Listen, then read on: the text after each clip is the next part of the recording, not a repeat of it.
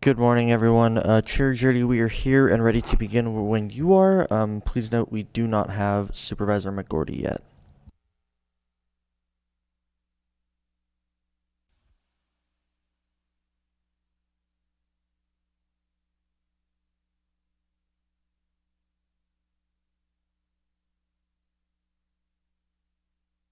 Well, let's proceed with the roll call. So at 9:01, we'll convene the Mendocino County Board of Supervisors, and if you can conduct the roll call and then note later as Supervisor McGordy joins the meeting.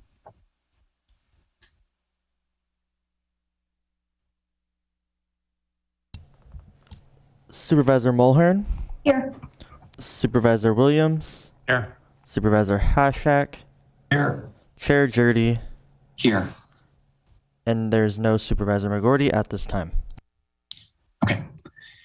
I'd like to invite someone in the chambers to lead us in the pledge.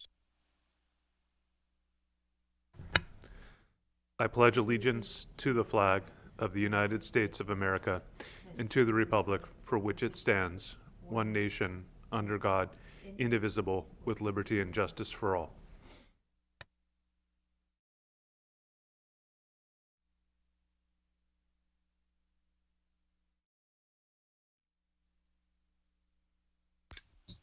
All right. Alice, do we have any members of the public who wish to comment on non-agenda items today? Yes, we do.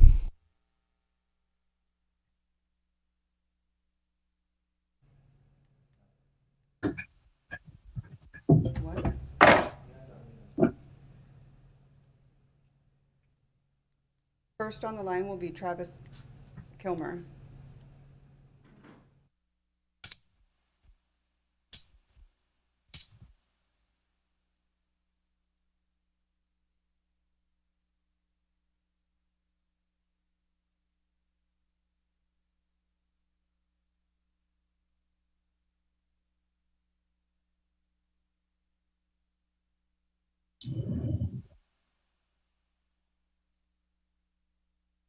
Can you hear me?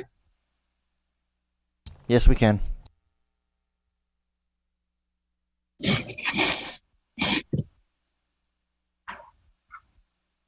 Not sure if you guys. Yes, we can hear you. Oh, okay. Well, thank you, Chair Jurdy, Board of Supervisors. Travis Kilmer, Disaster Recovery Field Operations Coordinator with the PERM team here. I just wanted to take an opportunity to provide you with an update on the Hopkins fire recovery. This Thursday, October the 7th, we're going to be hosting a local assistance center for Hopkins fire survivors at the Old Jehovah's Witness Church at 8207 East Road in Redwood Valley from 1 to 6 p.m. The local assistance center will be a one-stop shop for those impacted by the fire. We're going to have representatives from over 20 county departments, nonprofits, community partners, and state agencies present at the center. The survivors will be able to be connected with vital support services, get information on rebuilding, and access numerous other recovery resources. Anyone with questions about the Assistance Center can reach out to Disaster Recovery at 707-234-6303 or by emailing us at disasterrecovery@mendocinocounty.org. In addition to organizing the local assistance center, we have requested state assistance for debris removal, household hazardous waste removal, and watershed protection. In pursuit of that, last week, I took a team from Cal OES from their watershed and debris flow task force on a visit to the burn scar so they could assess the potential for debris flows and contamination of the Russian River and Lake Mendocino. We also have engaged LACO Associates to do a post-fire geoanalysis of the Hopkins burn scar. And as a part of that, LACO accompanied the Cal OES team and I into the field last week. And their work will be continuing with site assessments and evaluations next week. Additionally, Cal OES, along with SBA, will be visiting next week to do preliminary damage assessments for impacted properties. And those assessments will help determine whether we qualify for an SBA disaster declaration, which will give survivors access to low interest SBA disaster loans. To qualify for the SBA loan program, there must be at least 25 homes or businesses, each sustaining uninsured losses of 40% or more of the estimated fair replacement value or pre-disaster fair market value of the damaged property. Renters as well as owners can be counted as part of that process, and it will be assessed per home, not per property. So properties with multiple homes can be counted more than once. And so it's really important that people come out to the local assistance centers so that we can register them and we can make sure that we have enough people to meet those thresholds to try and get some more support here from the state. Thank you. Thank you, Travis, for that update and for that work. I also just want to note that during your report that Supervisor McGorty was able to log in. Do we have any other public comments and non-agenda items? Yes, we do. Next on the line will be Barbara Moet.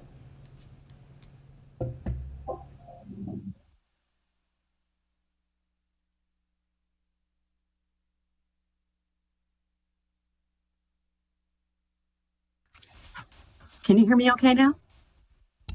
Yes, we can. Okay, thanks. So my name is Barbara Moet. I'm the Air Pollution Control Officer for Mendocino County. And I want to thank the supervisors and CEO Angelo for inviting the Air District's perspective on fires at HIP camps. This is a follow-up to an agenda item discussion which occurred on September 14th under a code enforcement item. And I have taken the opportunity to review that discussion. And I want to state that the fire-related concerns that came up during that discussion were all related to fire safety, which is the jurisdiction of fire protection agencies. Also during that discussion, as Director Williams alluded to, the California Health and Safety Code, Title 17, carved out an exemption from Air District burn permitting for cooking and warming fires. So the Air District's open burning regulation, Regulation 2, reflects that exemption from permitting in state law. So, that leaves really the Air District with no enforcement authority related to cooking and warming fires at this time, unless smoke impacts from those fires create a public nuisance. And the third point I would like to make is that, as I have performed investigations throughout the county over the last 13 years, I've noticed that there are basically three groups of users of cooking and warming fires. And this came up during that conversation as well, they are commercial campground users, also unpermitted campground users, such as HIP camps, also homeless encampments is another example. And then the third group is county residents, many of whom are set up for warming fires near their residences. So I would just respectfully suggest to the board that as they consider their options to take action related to cooking and warming fires at HIP camps, they do take into consideration also the impact their action may have on the other two groups I've just mentioned. Thank you very much.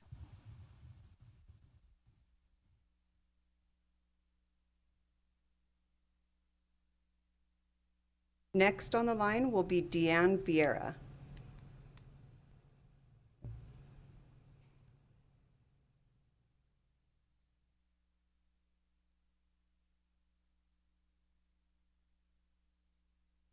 Good morning. Can you hear me okay? Yes, we can. Dana. Okay, thank you. I'd like to voice concern over the way Dr. Corin has handled the COVID situation in our county and the lack of action taken by the Board of Supervisors in this regard. During the last meeting, Dr. Corin stated that the COVID situation was driven by the unvaccinated.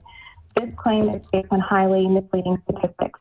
Not only are the vaccinated still able to transmit the virus, but according to the CDC, they're not considered fully vaccinated until after a full 14 days has passed since your second injection of Pfizer or Moderna, or 14 days after your first dose of the Janssen vaccine, despite the fact that over 80% happen in this week window. Anyone who dies or is hospitalized in this window is considered unvaccinated.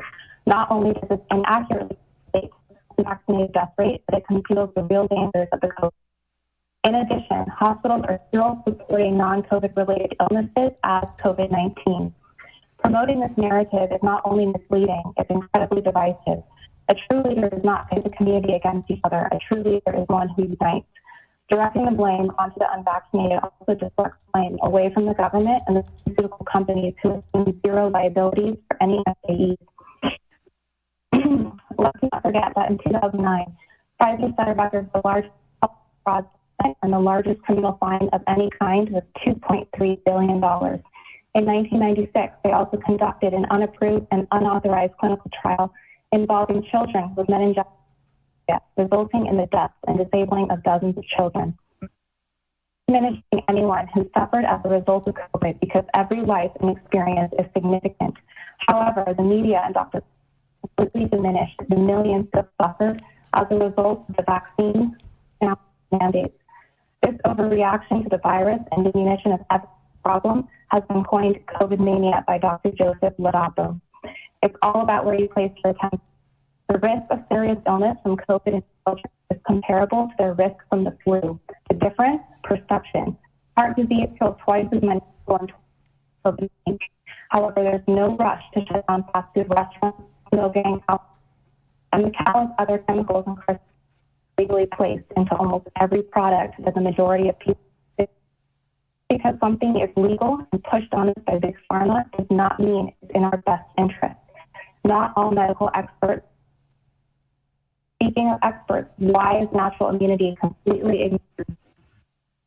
In regards to signage that businesses be required to hang, these are deeply discriminatory, unnecessary, and dangerous, exacerbating the divide that I previously while surely decreasing revenue.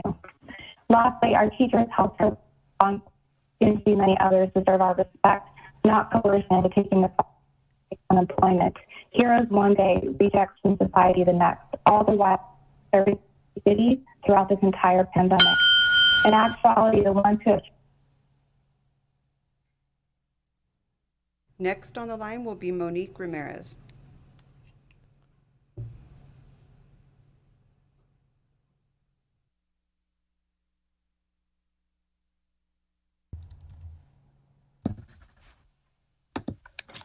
Good morning, Board of Supervisors. Monique Ramirez speaking on behalf of the Covelo Cannabis Advocacy Group. CCAG would like to request that the portal deadline be extended for those that have come forward to participate in the program and have actively been engaged with the process by providing the required documents. You know what? I'm hearing feedback. I don't know if there's a technical error, and maybe we can stop the clock and see about fixing it because something doesn't sound right. We aren't hearing any feedback on this end. You're not? Okay, I'll go ahead and... You are or you aren't? We aren't hearing any feedback. Go ahead and continue. Okay, if I can have my clock reduced, that would be great, or restarted, that'd be great. Okay. CCAG would like to request that the portal deadline be extended for those that have come forward to participate in the program and have actively been engaged with the process by providing the required documents.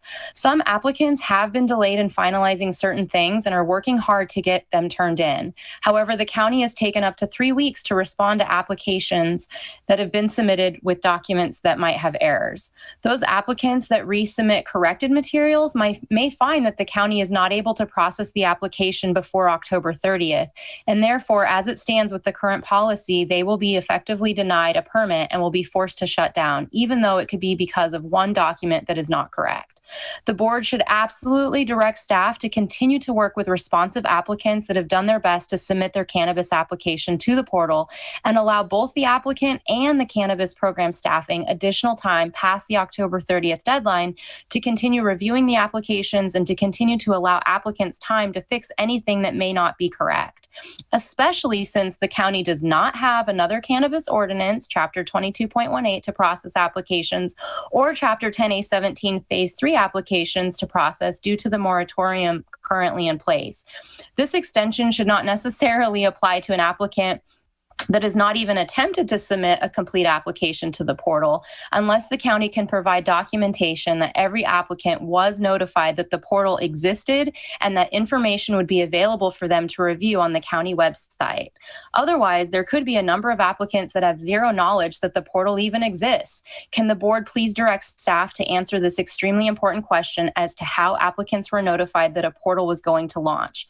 If applicants were all notified, then in those instances, we would understand closing the portal deadline to those that have not entered any information into the portal. Please do not shut out the applicants that have been responsive and are doing their absolute best to get everything in order. Many requirements have changed, such as site maps. Some people may not have a well permit on file and have to investigate assessor records, which can take time to produce. Some now have been requested to submit an SIUR document from the water board, and many cultivators that use ground well water have no idea this is required, even though they do not make a water surface water diversion. These are just a few examples. CCAG aligns with MCA memo and speakers that will come after me, and we join with them in solidarity to request an extension be granted so that we retain as many.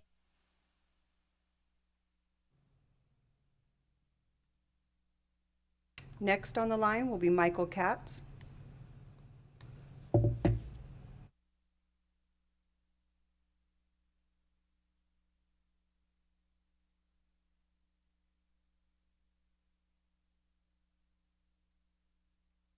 Good morning, Supervisors. This is Michael Katz, Executive Director of the Mendocino Cannabis Alliance. I am calling to support the comments that were made in our memo and the idea of extending the portal deadline. We will have some folks calling in to share some specific reasons which, align with some of what Mo was just saying. And there are many people who have reasons for that they haven't been able to participate yet.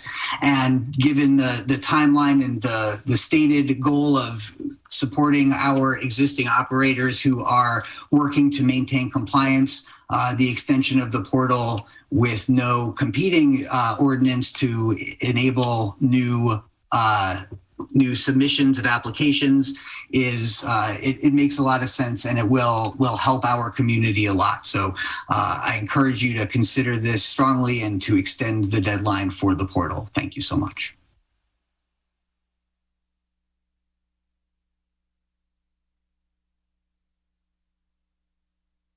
Next on the line will be Blair Auclair.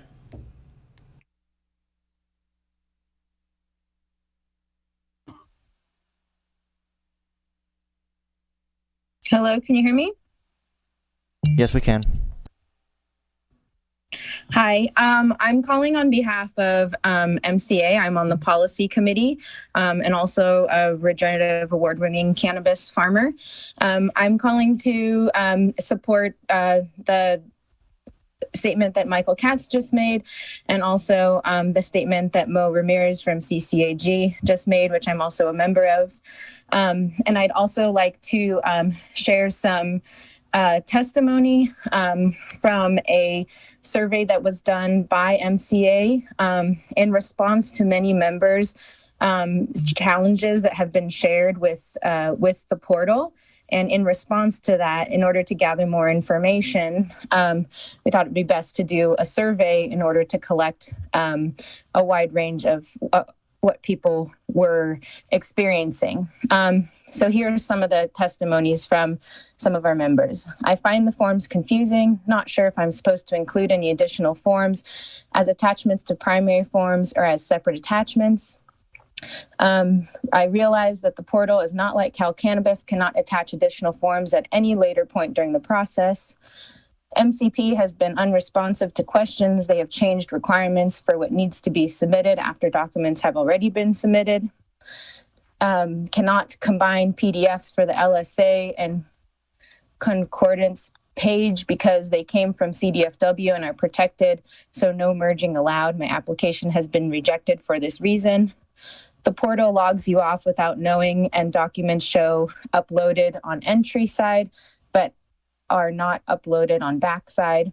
The lack of information as to which planner is reviewing the deemed complete portal submittal is frustrating. The generic MCP email signature on responses are structured so that no individual is held accountable for lack of customer service. This has been a very disturbing experience. They have removed personal interaction and have requirements that are never mentioned, expectations for remediation plans from years ago. I understand the process, but wish we had more time after the portal is closed to meet the criteria. People are working hard trying to get there, but it is difficult as it's right at harvest time. So these are just a few of the comments. More are in the memo, and we would just really like to ask the Cannabis Department and the Board of Supervisors to please consider that there needs to be an extension. The state has recognized that farmers need more help by supplying more grant funding, and that we are struggling and that people need help. And it's not from just a few people. There's many people who are asking for this. So we ask you to please extend the deadline of the portal.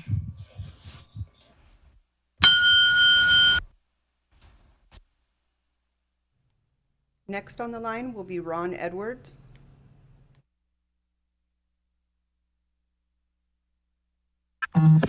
Good morning, Board of Supervisors. I also would like to support the previous comments. At the time the portal deadline was set, we were looking at 2218 and wanted to make sure that those applicants the cannabis program would have the ability to focus on both things. But since that's not there, we're having lots of problems with the portal. It's becoming more and more clear. Consultants are having problems. And without a standing committee, there's really no way to really work with the county and get this corrected. And so I'm really hoping that the board will extend that. And I'm asking for those in the process, not just those coming in. But I think if somebody's in the process, we should extend and work with them. I mean, Ted Williams, Supervisor Williams, has asked what can the county do to get people to the state level? Well, what they can do is keep the portal open longer and work with those in the process to make sure that they can get through the county so that they can be successful at the state. I also wanted to go back on a previous comment about COVID. I am a bit frustrated. If anybody has had to deal with the hospital system right now, it is just crazy. And so I encourage the board to keep going with the scientific approach that Dr. Cornyn has been using. I think the board has been very good on dealing with the COVID situation, and I hope you continue to steady the ship. Thank you.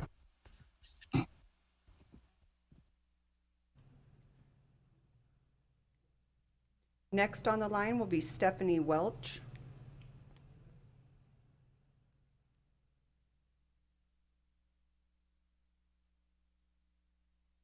Good morning. My name is Stephanie Welch. I am calling because I wanted to express my disappointment in the professionalism of some of the supervisors. Recently, Momo Heron posted on her Facebook, as she posts a lot on her Facebook, something that had some Asian sentiment to it, and didn't post anything besides interesting, this has been sent to the supervisors, and then left it on Facebook for other people to pipe in with racial discrimination. And then when I addressed this, I was told that because of freedom of speech, that these hateful, racist remarks could not be deleted. And then Supervisor Mulheron encouraged me to actually speak up on the actual post that she made. And I think that it was very unprofessional to even encourage that, as it would be in endangering myself.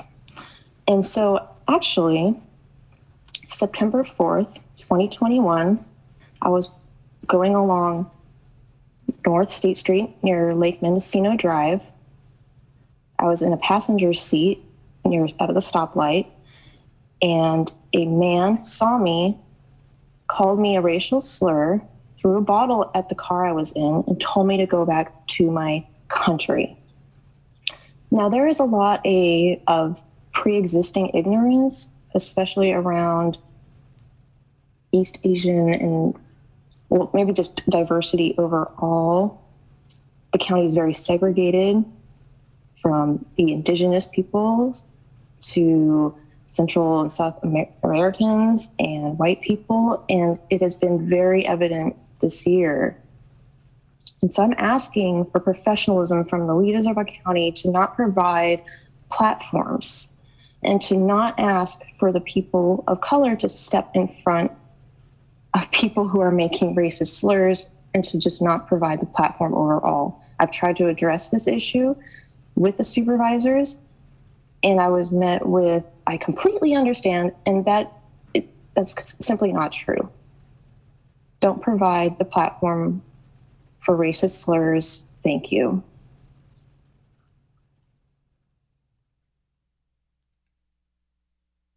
Next on the line will be Gabriel Ferreira.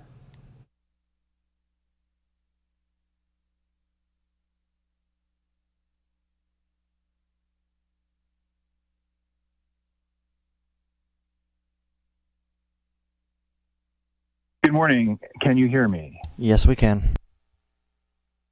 Good morning. My name is Gabriel Ferreira. I am a cultivator with 2 licenses and process with the county. I have full confidence that the planners will be able to clear my deficiency within the original time frame. However, once again, we find ourselves witnessing the poor planning of the county and the cannabis program specifically. How can the county in good conscience tell applicants that if they get their submissions in during the time allotted, that they can still be denied based on an arbitrary time frame if the planners can't get the deficiencies back to the applicant with enough time to make corrections? Clearly, if an applicant has submitted a complete application within the time frame set by the county, then there should be a specified period of time beginning from the notice of deficiency for the applicant to make the necessary corrections. The application process and the work done so far by planners is woefully unprofessional. I had multiple mistakes made by the planner regarding deficiencies on both of my applications.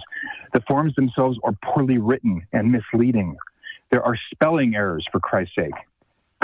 There needs to be a sufficient time period beginning at the time of a notice of a deficiency for applicants to make the necessary corrections. Otherwise, there is no accountability for the planners. It is a situation ripe for mismanagement and abuse. I support the comments made by the CCAG and MCA. Thank you. That concludes the callers on the line for public expression.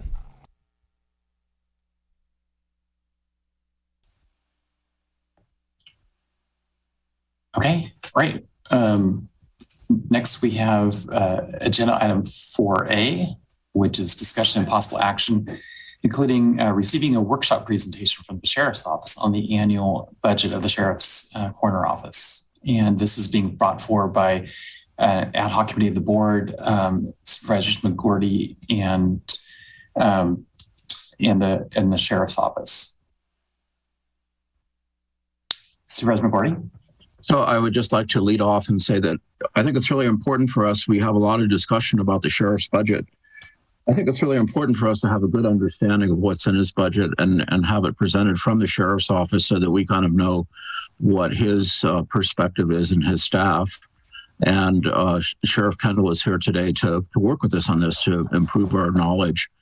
You know, I ask that everybody be courteous. If we have questions, it's okay to have questions, but do it in a manner that makes that's professional. Okay, so this is done in the spirit of upping our knowledge base and understanding of the sheriff's office, because I feel like there's been some tension between the sheriff and the board over money issues, which is understandable in a sense, because we do have control of the purse strings, and ultimately we're responsible. But I also think the sheriff needs a fair chance to explain how he plans and spends money during the year, and that this is the opportunity for us to get a better explanation. So with that, I will turn it over to Sheriff Kendall and his staff.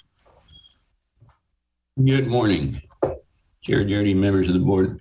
Supervisor McGordy asked that I work with our fiscal team to put together a presentation for you. Now, historically, the undersheriff and the fiscal manager put together the yearly budget for the sheriff's office, and a lot of work goes into that budget. So I was going to turn it over to Under Sheriff Brewster and Juanita Drilling, our fiscal manager.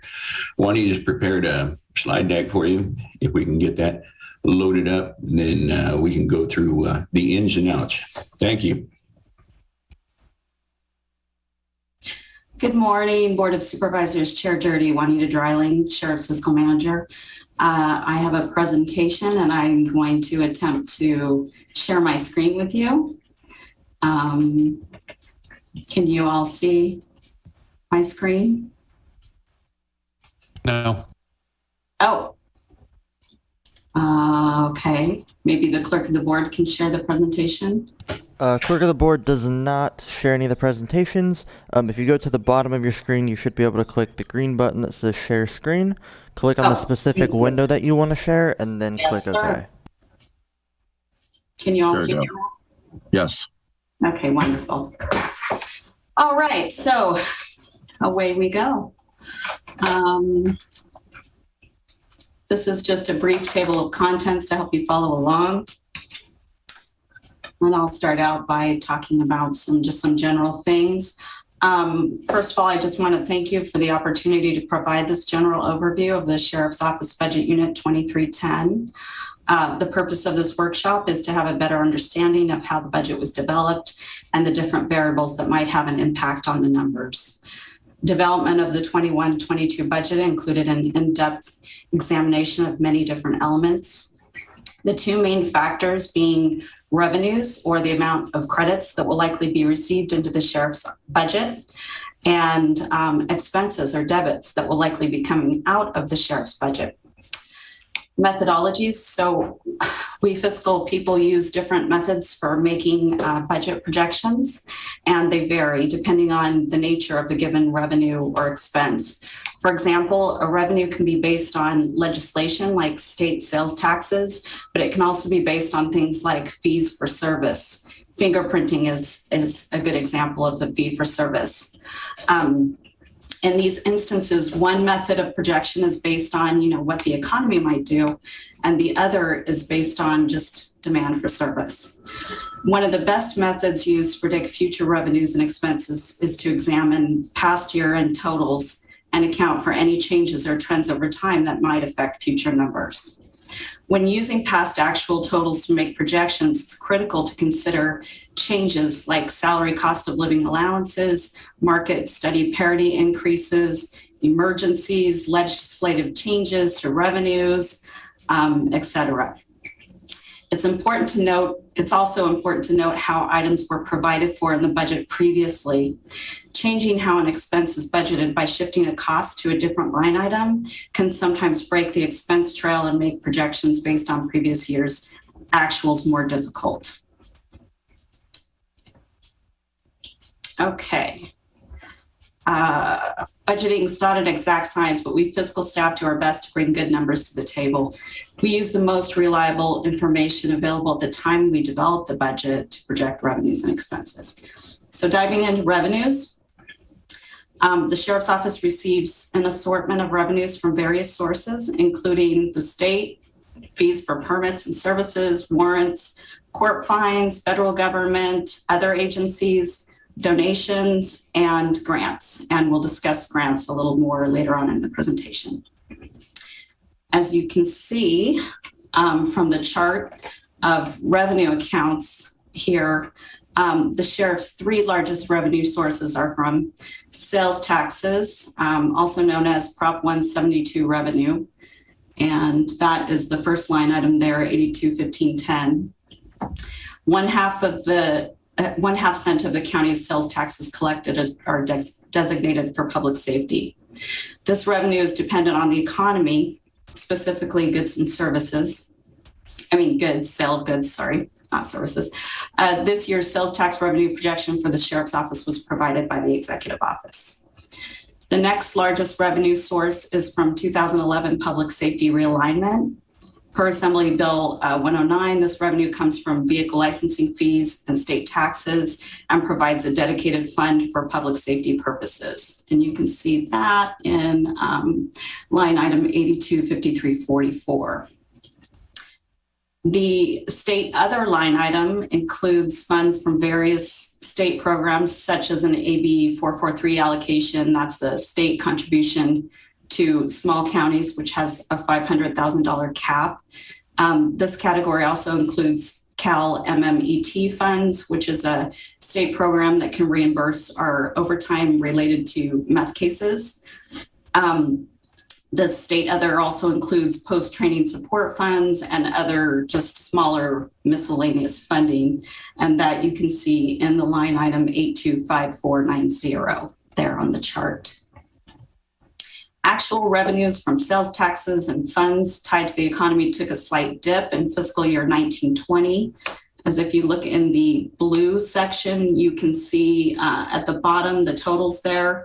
And you can see that the budgeted was 6.7 million and actuals came in at 6.2 million.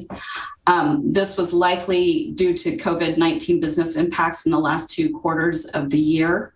But in 2021, you can see that revenue came back with an increased pattern. Okay, onward to expenses.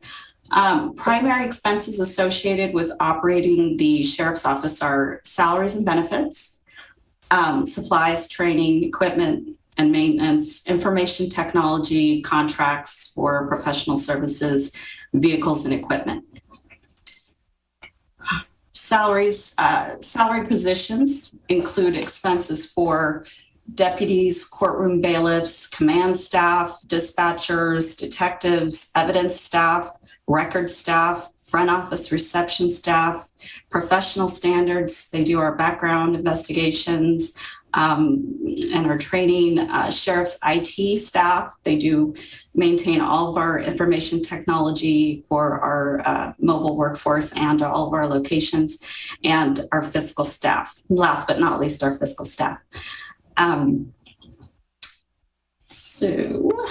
Chair Jurdy, can I ask a question? Please go ahead. Okay, thank you. Juanita, thank you. So when you're going over the revenue and the expenses, that you're working on these numbers, but you're working in collaboration with the auditor's office and the executive office. Is that correct? I'm getting to that. Oh, okay. Thank you.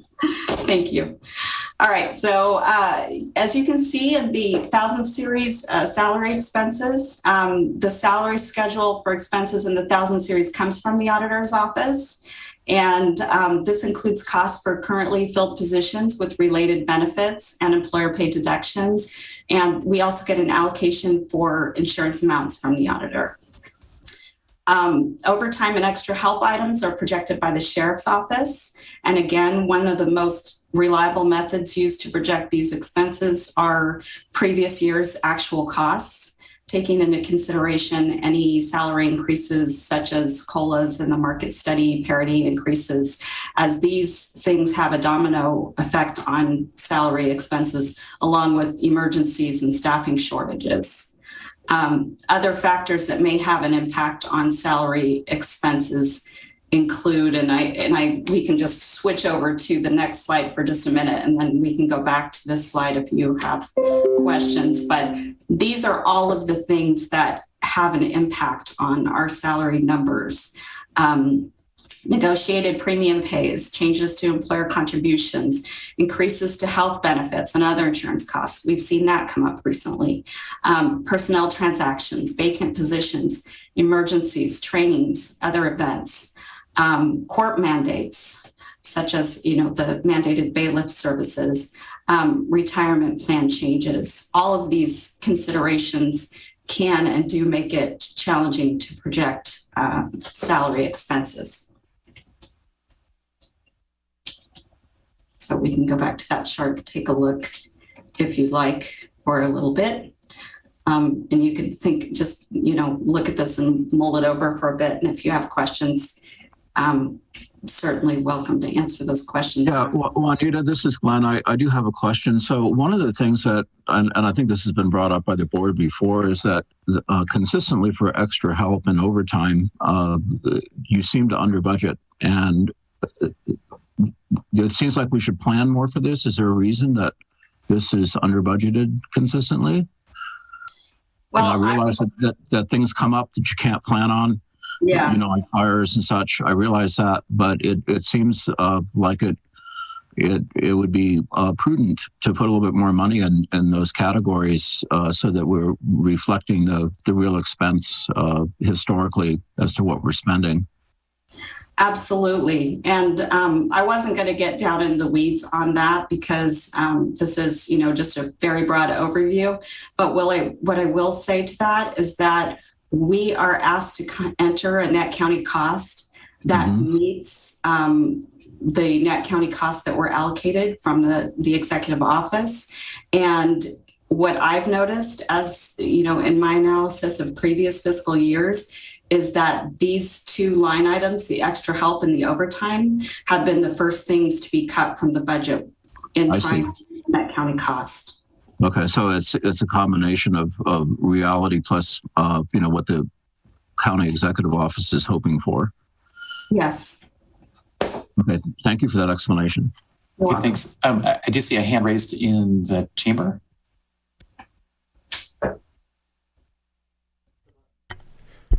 Thank you, Mr. Chair. Christian Curtis, County Council. Just want to make sure, in response to Supervisor McGordy's comment, I do want to make sure that you're aware that under the relevant statutes and under the, I forget what the acronym is, but the government accounting principles, there's a difference between the emergency-related overtime expenses and the non-emergency overtime expenses and how those get budgeted. And the expected practice is that the emergency-related overtime expenses get funded through reserves rather than through an annual budget. My understanding is the policy reason for that, I think, is the fact that it's hard to know what the emergency cost is going to be in advance, but also that those may be offset in part by federal funds, and therefore maybe be treated a little bit differently in terms of the proactive budgeting. So you may want to look in terms of the variation at the separate categories of the emergency related and the non-emergency related.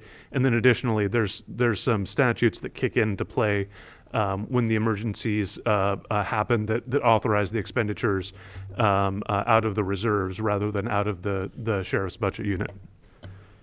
Councilor Curtis, does it make sense to have an emergency contingency in the budget? Is that something that's commonly done or no? Well, you can do that, but the statute talks about it being reserves. So you could certainly have a contingency fund, and if you make a contingency fund, that doesn't have to be emergency specific. Reserves do have some limits where they can only be accessed in certain ways, including emergencies. So that's part of the reason for that structure there. A contingency gives you a lot more flexibility in that you can use it in non-emergency purpose or situations, and that is also called for in the statute. It's specifically authorized for the board to create a contingency fund. You wouldn't have to do it just for emergencies. It would have more flexibility than emergencies. Okay, thank you. Supervisor Hashak. Thank you, Chair Judy. Let's see. You know, looking at the bottom, I see a trend line of increasing expenditures for salaries, which is understandable because we've been giving these increases to our bargaining units. I guess my question is, when we have the actuals that are continually over what is budgeted, how does that process work to bring those into alignment? The actual versus the budget. Is that a question for me, or is that a question for? Well, I think that's a very astute observation that you're making. As you can see, if you look under the budgeted dollar amount for overtime and the actual, there's quite a disparity year after year after year. So, you know, the question comes up to me is like, how much of that can we anticipate? And how much should be budgeted in the regular course of things for those categories? You know, that's that's what I look at when I'm trying to project the budget. When I see actuals year after year, and the lowest one I see on here for overtime is 1.4 million, that tells me that we will likely have a number that is close to that dollar amount for those needs. I do have more to present on that is not just exclusive to salaries, but this is a large topic. So I do understand if you have additional questions about this, but I also have other expenses to talk about if you'd like me to continue, or you want to spend a little bit of time on this. It's funny. I would like it to continue, but since we may still have some more questions on just salaries, because it's obviously the number one part of every budget. Supervisor Williams. Yeah, that was the question. Actually, I have two questions. Overtime. We adopted less overtime than we've spent in the prior 3 years. Is that a mistake? Should overtime be at least the average of the trailing 3 years?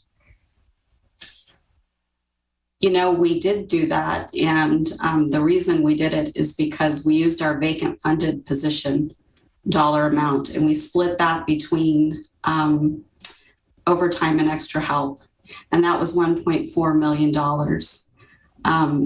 And that was to me a reasonable amount to put into those categories based on what we had available, without asking for, the difference of what has been year after year after year coming in over. But if the goal of the board, and I appreciate that's what you had to work with and you divided it up. But if the goal of the board is to come up with an accurate adopted budget, do you think it's a fair assessment that we've underfunded over time and that the actual will come in higher? I think it is. And when we met with the executive office, Under Sheriff and I advised them that we did not think that was enough money. Okay. And then last question, what do you think is the correct amount to budget for total 1,000 series to meet public expectation, just so the board is apprised of the ideal, the model budget? What number would we have to plug in there to make the sheriff's office whole?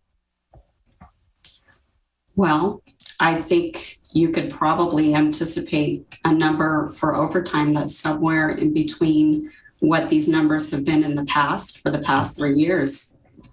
And that you would not be cutting anything from the salary 1011 item. As you can see, last year, that came in over. This year, that area was cut. So to me, it doesn't make sense to cut that. So what the auditor's original allocation was $9.2 million. So that's what I would put in there. Okay. Because that's for actual filled positions, current filled positions. So I would use that dollar amount. And then I would also use a dollar amount for overtime and extra help that more closely assembles the last few years of what actuals have been. Right. That makes sense. So down at the bottom where we see 19.6 million, are we off by $1 million or 5 million, 10 million? How close are we to what the sheriff's office actually needs? I would have to get back to you on that, Supervisor Williams. Okay. I would need to recrunch those numbers. Like I said, what we did was we took the vacant funded position number and we plugged that in because we were trying to be respectful of the budget process. And, we were trying to come up with a number that was closer. Right. And it looks like there's been a past pattern established of us running over in overtime and extra help. Yeah, so I appreciate that. Could we see whether my colleagues would support the research effort of coming back with a model total for the 1,000 series so we can get a sense of how far off we are?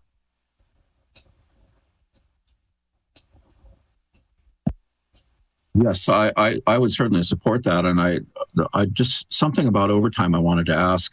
Is overtime in part because you're down staff, so people are having to work extra, or is it because of emergencies and other unanticipated, work load requirements? I think the sheriff have to speak to that.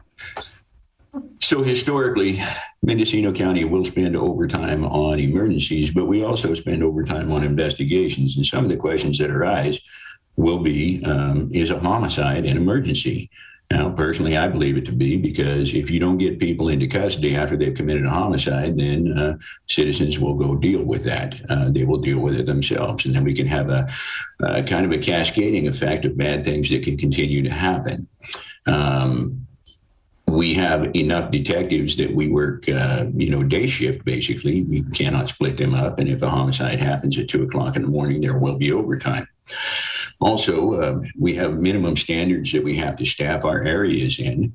And when someone calls in sick, they have a family member who is ill or something like that, we have to cover that. We've got to cover that patrol shift with overtime. We also have mandated training that the state mandates we take every year, and we should be doing it, and that has to be covered with overtime when we are short-staffed. The other questions that constantly come up are the issues of, if you don't patrol and you don't deal with things when they are small, then everything becomes a big issue. And a lot of it is an ounce of prevention by making sure that we have patrol cars in the right areas at the right times so that crime does not get out of control. I hope that answered your question. Yeah, it does. Thank you very much. Okay, Supervisor Hatchak, I'd like to ask a question first. So when I think of overtime, I'm obviously thinking of the things the sheriff just mentioned, responding to an emergency, that maybe it's a search for someone or it's a murder investigation. When we see large events in the county, maybe it's the fair, maybe it's 4th of July weekend, and we've all been at these events when there's been a number of deputies present. Who's paying for that? I mean, is the organizers of the event paying for it? Is the public paying for it? Is it showing up in overtime? I'm just trying to understand where that comes from. Supervisor Jordy, are you talking about events that the deputies staff? Yeah. So we've all been to those events where there's been a number of deputies, and just wondering who's paying for that. So sometimes we do have contracts for those, and they reimburse our deputy time for that. Many times, if it's a county fair, things like that, we will, simply provide the patrol because it's a public thing that's going on. However, if it's some type of a private event with the motorcycle run that happened for many years that the Kiwanis put on up north, they reimbursed us for our time. I can't remember the name of the Northern Nights, and that was another one. The Boonville Beer Festival, we've been reimbursed for all of those. Those are private events held by private entities. When they are public events, we send deputies down because we should be doing that. Okay. Supervisor Hatchak. Thank you, Chair Jordy. So with the 861011 line of salaries, and I see that this current adopted budget is almost 9 million, and yet we've heard about the inability to fully fund all the positions or fully staff all the positions. So I'm wondering, is that almost $9 million going to be realized, or is there going to be savings there because we aren't fully staffed? So that number in the 1011 chart. So if you look at 2021, the budget was 8151,273. So the way that number gets in there is the auditor sends us a salary chart with all the current filled positions. So those are positions that are already filled, that people are already working in. And that's what that dollar amount reveals. So as you can see, in 2021, the budgeted number is actually lower than what the actual number came in at. So that does not include any vacant positions. So, there are things that can affect that number, people leaving, people getting extraordinary merit increases, attrition, terminations. There are things that can affect that number. But as you can see, in last year, that number actually came out to be higher than what the auditor gave us for allocated positions, unless it was cut before. I don't know. I wasn't here last year. But it came in higher this year. So that tells me that, you can't really count on people to leave and terminations and retirements to save money in that line item. All of these line items in the 1,000 series roll up. So your total dollar amount that you have at the bottom is, you may come in, this is not an exact science. You may come in a little bit lower at one number, and you may come in a little bit higher at another number. And in the end, you have a total amount that you can spend on all of these things. And so it kind of rolls up at the bottom. Supervisor Williams, do you still have your hand raised?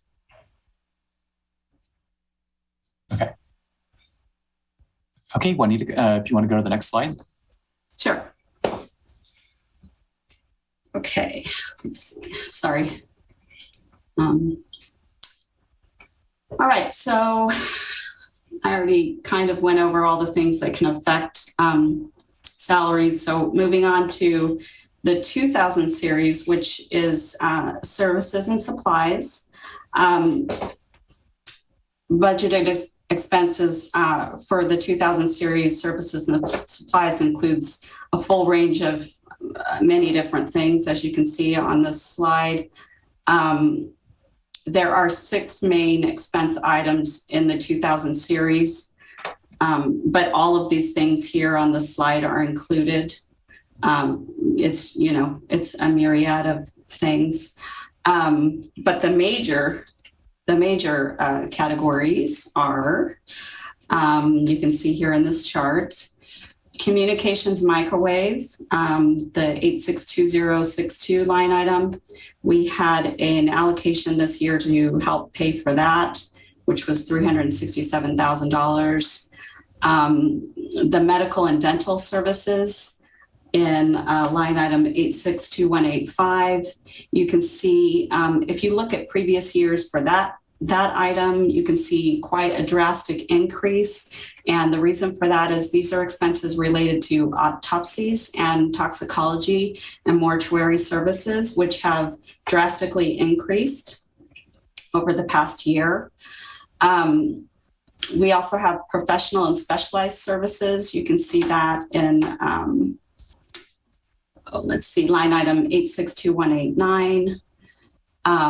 These are expenses related to pre-employment screening, such as psychological testing and polygraphs, contracted courthouse security services, and other smaller contracts for service are included in that line item.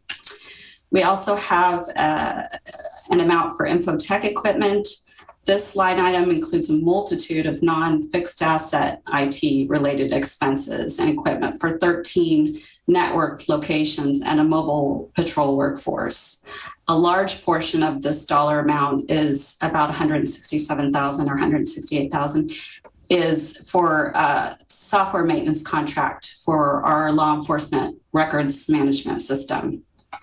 And some other, there's probably, I'm not kidding, like 50 other things that are paid for out of this line item that are related to just our daily IT operations. Law enforcement services and supplies. This is line item 2086-2232.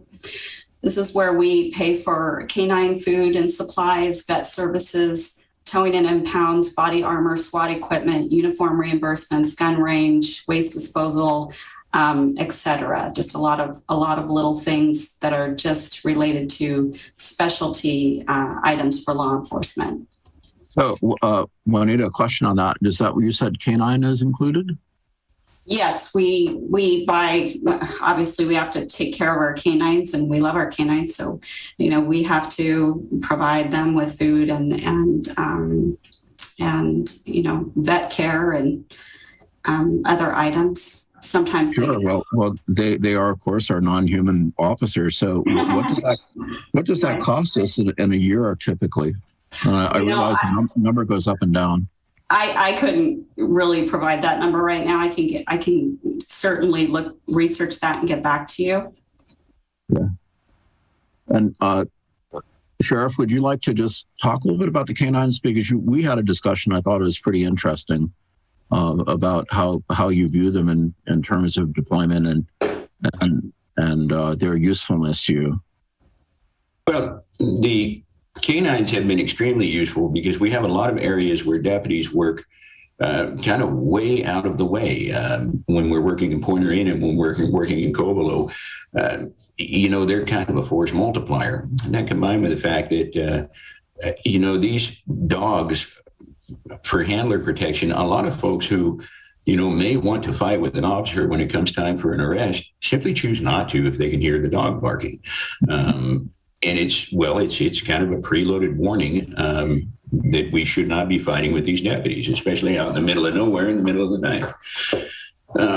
One of the concerns that I have, we work very hard to find the best officers that we can that are the most suited to handle these canines, and we don't want to just hand them out, because if it becomes something that they don't have to work for, if it becomes something where they're just handed out, it's an expensive endeavor because those canine officers have to attend training every 2 weeks. I will lose that deputy off the roster every 2 weeks.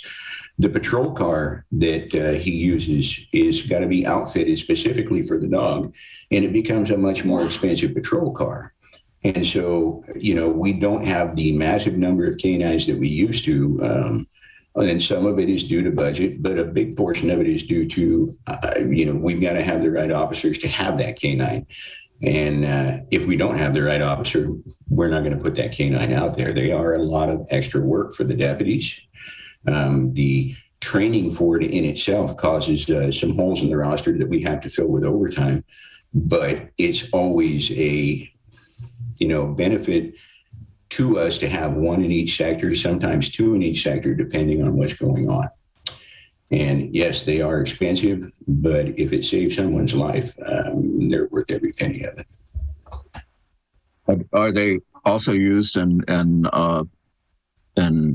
basically arresting and stopping fleeing people and that kinds of things? Are they trained for that? Yes, they are. And then we've got one who's trained specifically in tracking. This is not a handler protection dog. It's just a tracking dog. In search and rescue, we've got some search and rescue members who are also currently training tracking dogs. They're just there's a big swath of work that those animals can handle.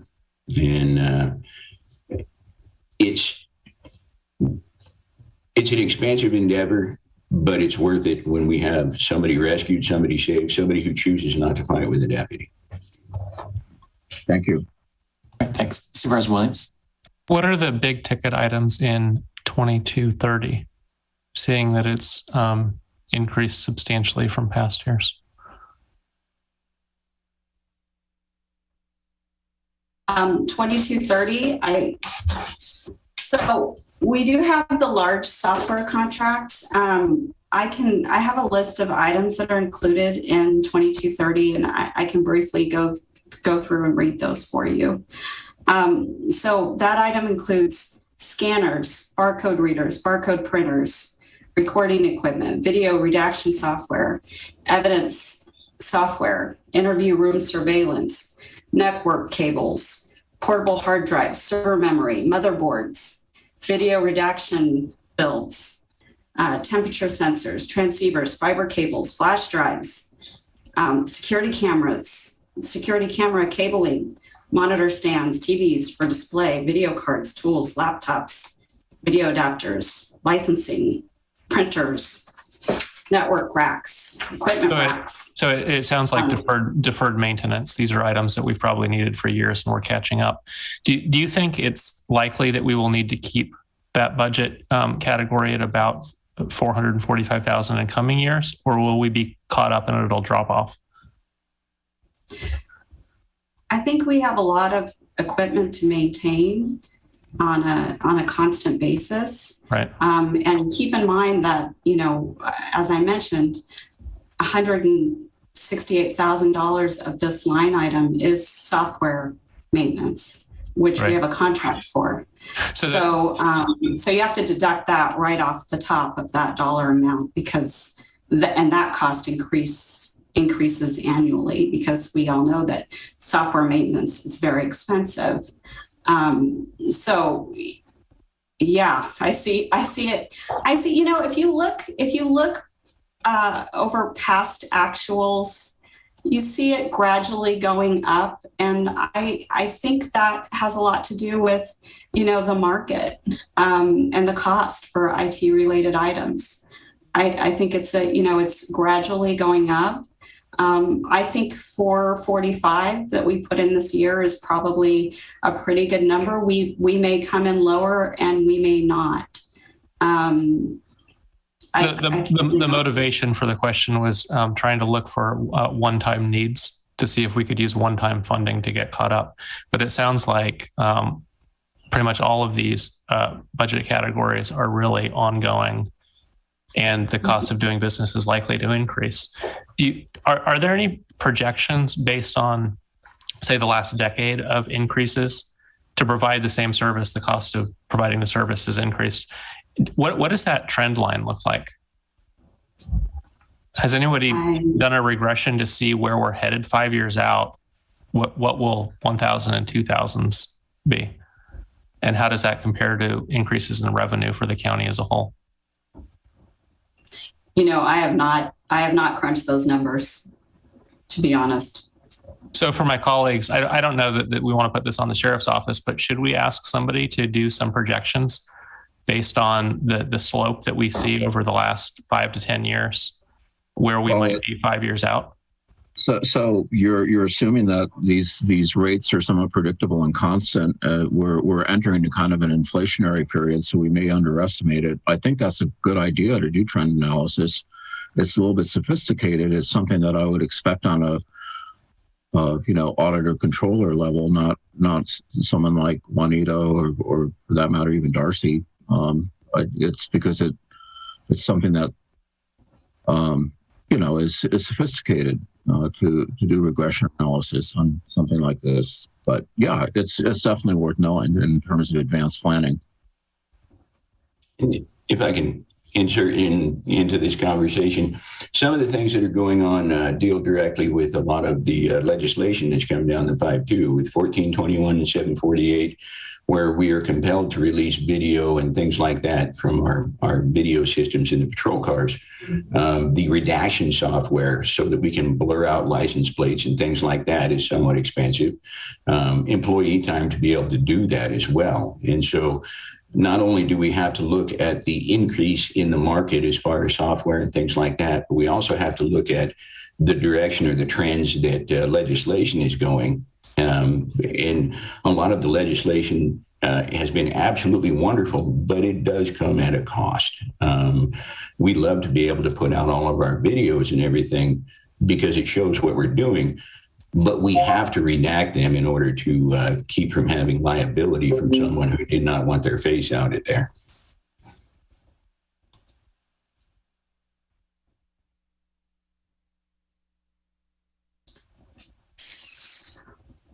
Supervisor Hashak?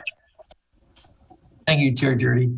So when I look at the budgeted item, the budgeted line for 21-22, the things that really strike me are the communications microwave and then this medical and dental services. And I think that Sheriff Kendall explained the medical and dental services as being the cost of autopsies and those additional costs that we're seeing, unfortunately, too often in our county.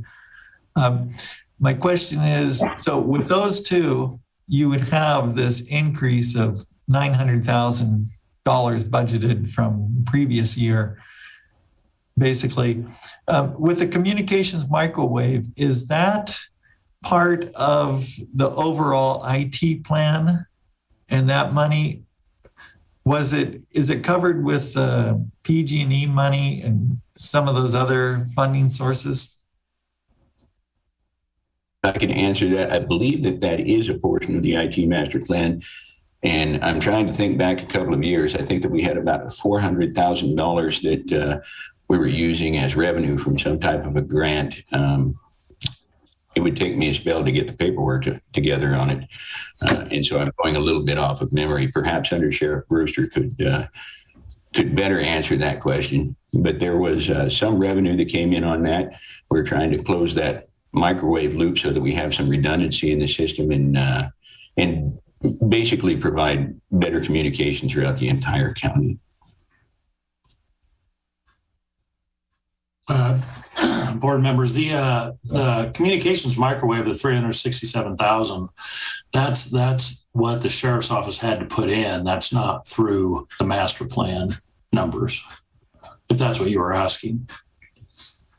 Yeah, that is the question. So that's coming directly out of the sheriff's budget.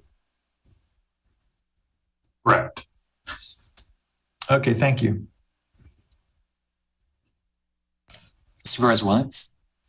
The COVID tests for employees who opt out of vaccination is rather expensive. Will that be coming out of 2185? And have we adequately budgeted for it? I'm not sure where I thought that the COVID testing kits that we received from public health were, I'm not certain where those funds came from.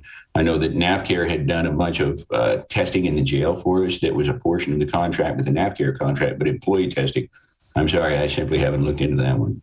Okay. So I can answer partially that. We get some of the testing kits through the county. They had a shortage, so we are looking in to buying on our own, but the mass majority should be coming from the county, not from the sheriff's office, as far as that budget item goes. Will that be reflected in the sheriff's budget, say under A87, that it's a cost to the department, or do those show up only under general services? Maybe where do you expect that cost to be reflected when it's all settled? Well, I believe the majority of that cost should be through general services budget, not through ours. Like I said, we are trying to do what we can because we want to make sure people can continue to be tested. And if the county can't supply that, then we'll buy where we need to keep that going. But as far as for 2510 is what the sheriff is talking about for the jail staff, those are all pushed through from NAFCARE.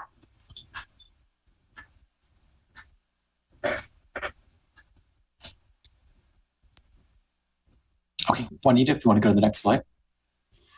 Okay, I did have one other item on here that I wanted to talk about, and that was line item 862250, transportation and travel, which is one of our largest items on here.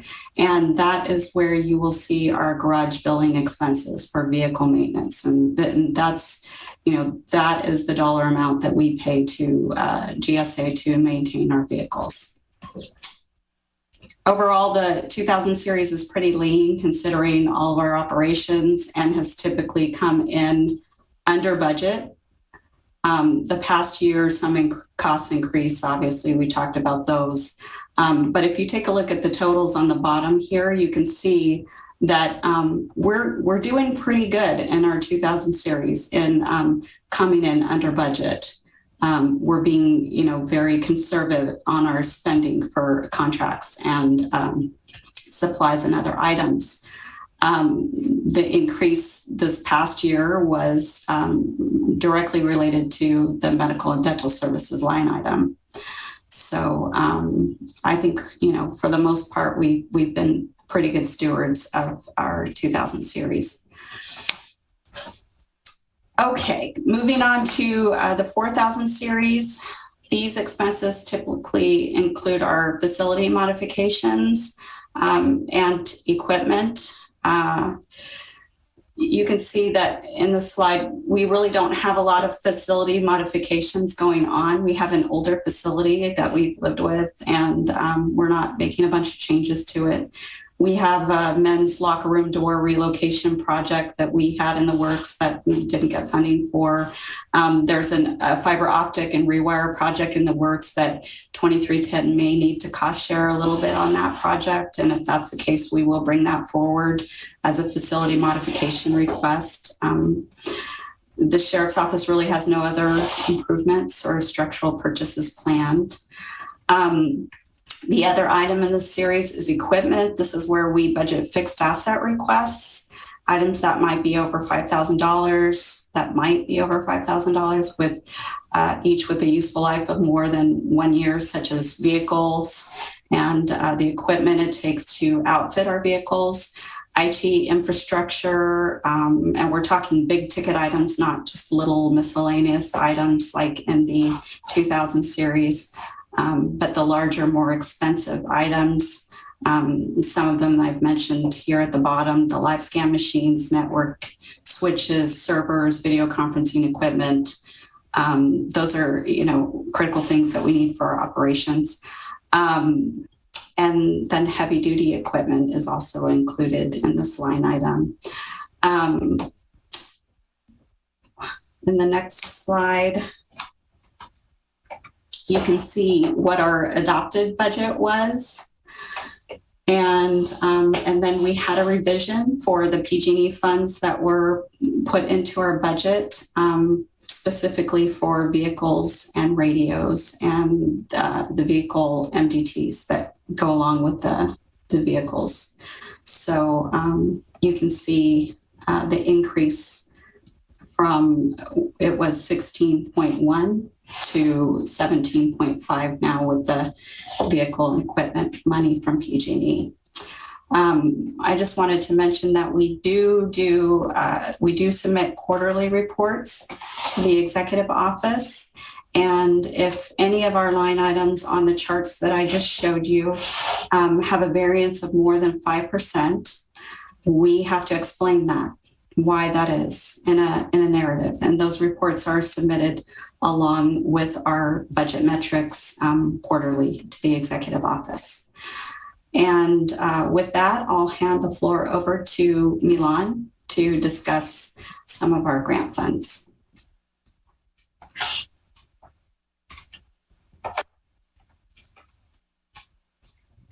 Is Milan on? Yeah, I'm on. How do I? Hi. Good afternoon.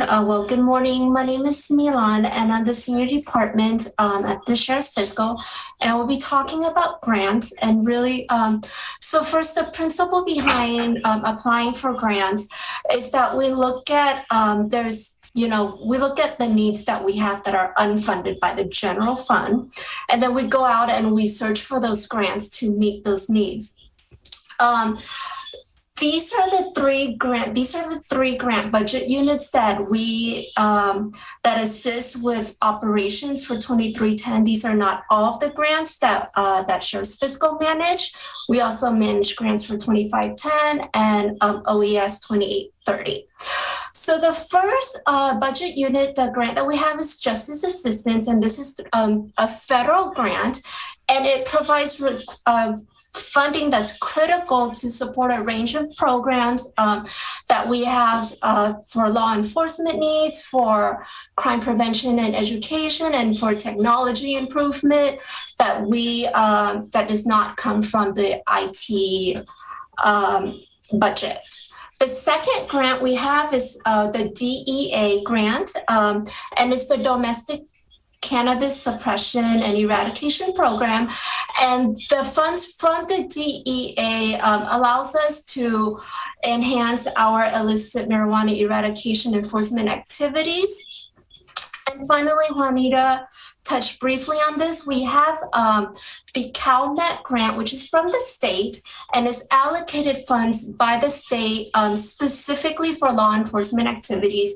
concerning methamphetamine investigations. So next slide. Oh, Anita, can you go to next slide? Yeah, we do have a question from Supervisor Hasha. Yeah. Yes. Thank you, Chair Judy. So with the $600,000 that Senator McGuire just got for the county for illicit marijuana eradication, where will that show up? Will that be a separate budget unit? I believe I can answer that. Yes. I've been in conversations and in preparing to send a memo off to Senator McGuire. I've spoken with the other two sheriffs who will receive this. We're asking that the state set that aside in a fund that we will draw down from as we present our overtime, our reports, and we want to report on this grant or on these funds in the same fashion that we report on the DSEP funding, the domestic cannabis funding. We want to be able to go out, use it for overtime, use it for per diem as we move deputies and share resources, but also I'm asking that the state provide us personnel from the Division or Bureau of Cannabis Control. And that should help with the costs of working with those subjects as well. Because currently, with our personnel numbers, we're going to need assistance from the state and personnel as well. Okay, thank you.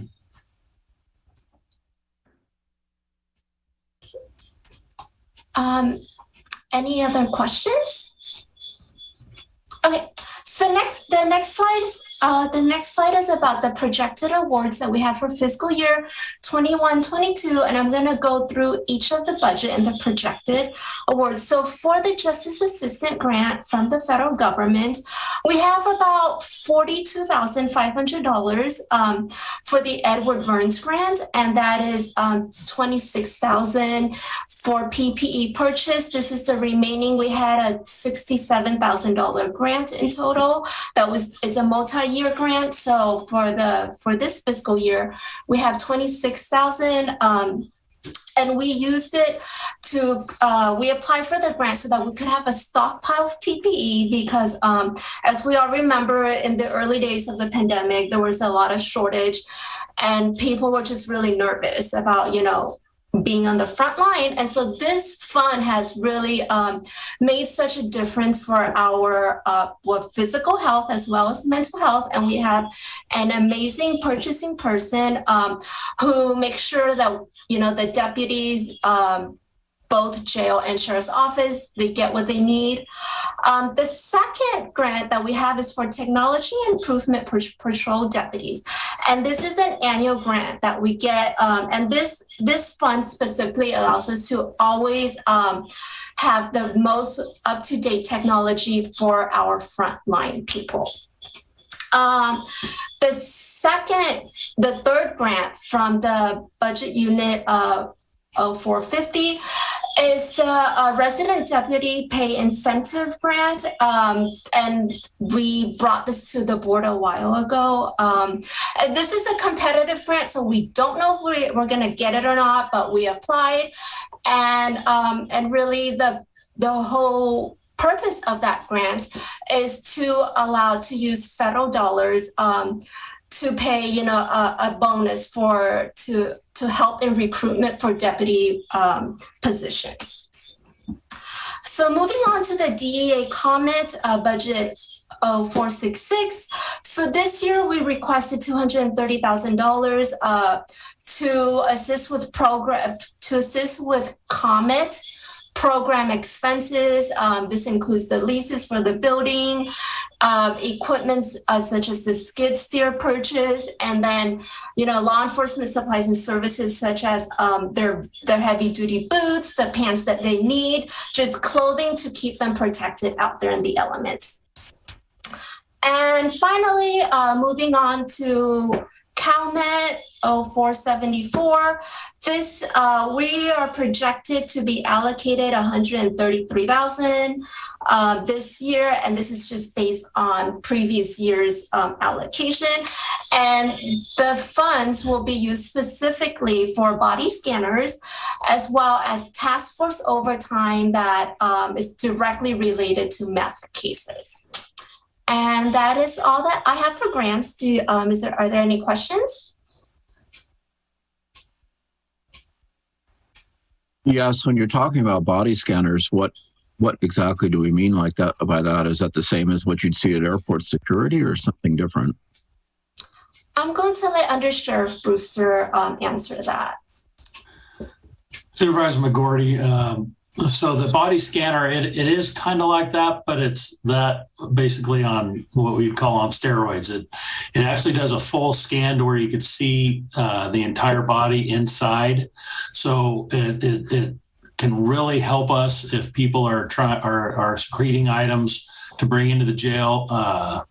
And it's more not for weapons, which is always good to find, but it's more for controlled substances. So if there's an ounce or more, we've had instances in other jails where people have been able to bring in a quarter pound of fentanyl into a jail, which the body scanner finds. You just saved countless lives probably in the jail, because with fentanyl, as everybody knows, it's extremely dangerous and toxic and very easy to OD on. So it's invaluable to have. We're really lucky to be getting one, and it's basically a mainstay for jails now. Thank you.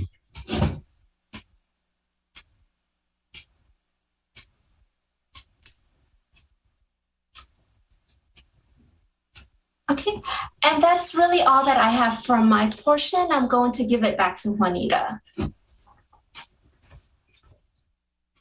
Okay, so that's, I just want to mention too, with those Cal MMET funds, we do get a portion of one of our deputies' time for overtime reimbursed through the sheriff's office budget, and that's why this is being mentioned here today. I believe that's all we have for you.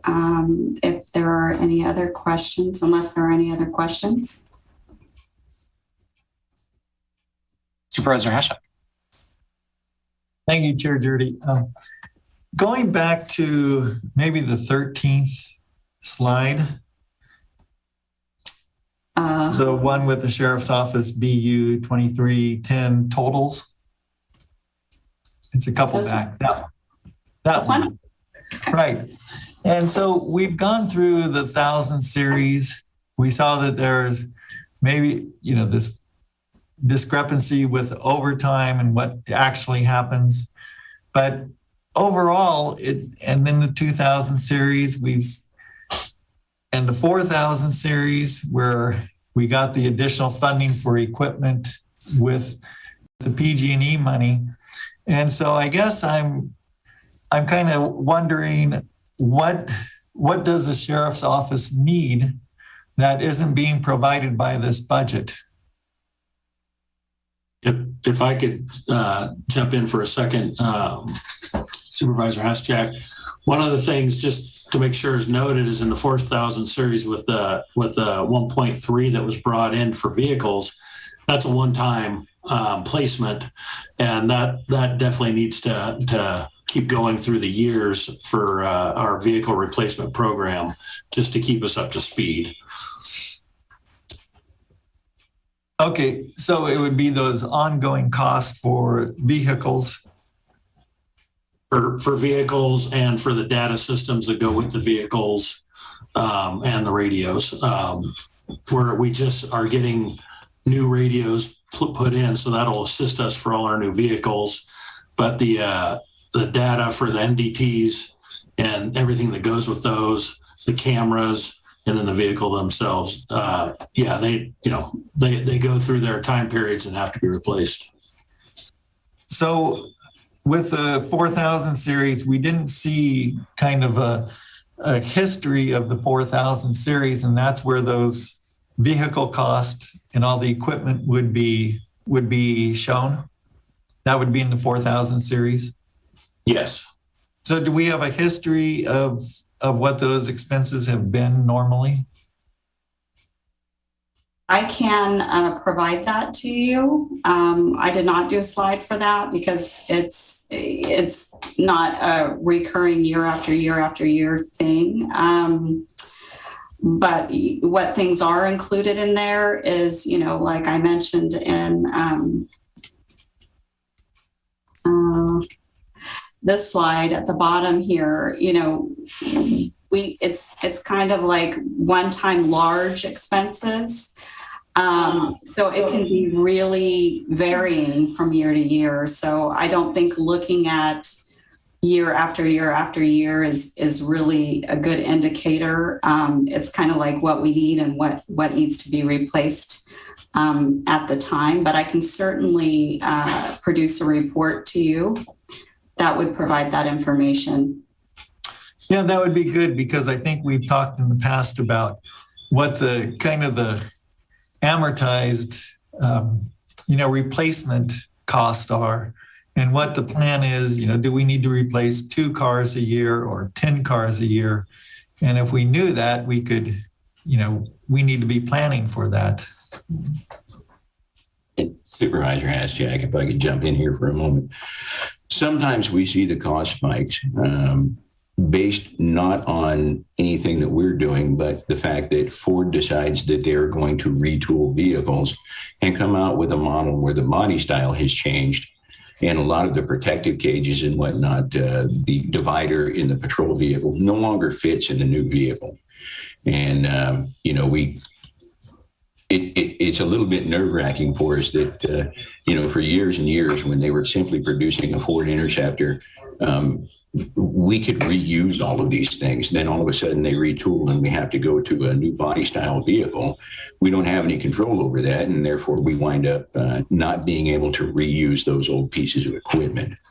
And then, like we discussed a little earlier, with the different pieces of legislation that come out, radio encryption and things like that, then suddenly all these radios have to be encrypted, and therefore we have to purchase new radios to get the encryption software because the old ones simply wouldn't handle it.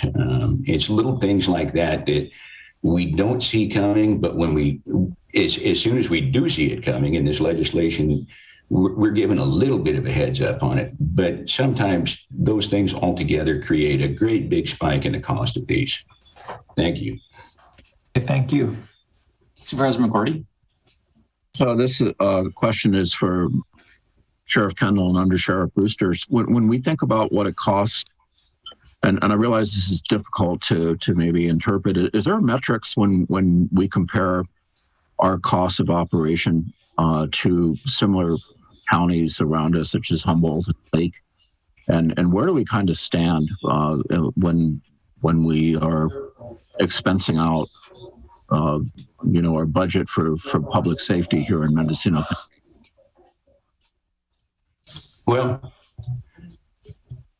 Supervisor McGordy, the question is often, and don't get me wrong, everybody looks at me like a penny pincher. All my partnering sheriffs do, because I am a penny pincher. I think that we should get as much mileage out of every dime that we can. But all counties right now in the state of California are experiencing low numbers. And when the work doesn't change when you have a smaller patrol force, it costs you more in overtime, it costs you more in personnel. And then, of course, when you work people into the dirt and they don't get to go see their families, then we start losing more people. But this is a trend that the state is going through right now.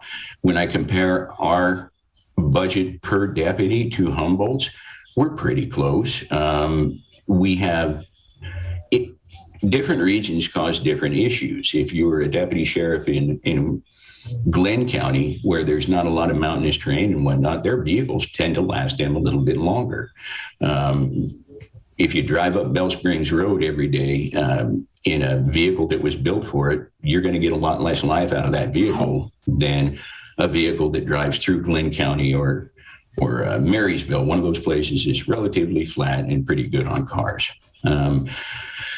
And as far as, just kind of the coastal areas, we are kind of running in line with what Humboldt is, with what, Trinity is quite a bit. I mean, the landmass is large, but it's about 80% national forest. And so their patrol area is smaller, but, they still have the same issues that we do with housing, with hiring people because they can't find a home, things like that. But I think we're pretty much neck and neck per deputy as with the cost of doing business. I mean, there is a some cost to things, and simply turning on the lights in the morning is going to produce a cost.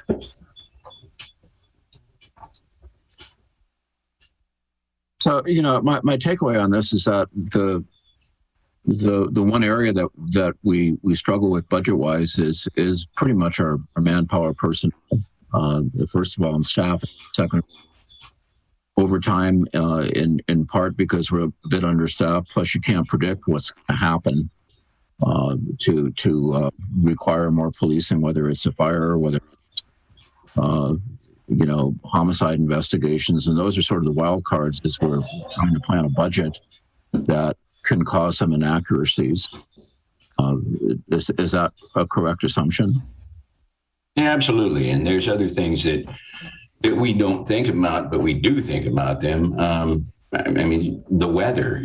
We know that we are going to have fewer calls for service on these cold, rainy nights in Covelo, but we will have more vehicle accidents. We can all look at how our climate is changing, and anyone who thinks the climate is not changing needs to just step outside in December in a t-shirt, and they will realize it's not what it was 20 years ago. But the climate change and the wildfires and everything else are affecting, the price of doing business as well. And we can't predict those things. But we should be ready for them. Simply not being able to predict them is not a good excuse. We still have to be ready for them. We still have to practice. We still have to train. A lot of different things coming down the pipe with legislation and whatnot. They want us to be ready for these things, and we should. And we should be training for them. In Mendocino County, we're doing a really good job with our response right now, because our training has been very real over the last few years. It has been not so much training as on the job learning. And we are not the only county who are experiencing these things. And a lot of the rural counties with forests, Trinity County, Lassen County, Placer County, they're experiencing the same issues that we are, and they're experiencing the same spike in costs. Supervisor Williams? I see the sheriff's budget growing at a greater rate than our county revenue. And yet I don't see the possibility of the sheriff providing the same services for less, or he would have already done it. How can we get some projections so that we can do strategic planning, operational planning for future years, and have a budget that resembles actuals? And I think part of this is on the sheriff to define where are we short. If we're not providing adequate service today, what more do you need? When do you need it? What is the cost? And then there's a follow-up for the board to figure out how that fits in with our future budgets. And it may be that we have to make hard decisions. I think the public, the state constitution, all sources tell us public safety is our top priority. We need to fund it first.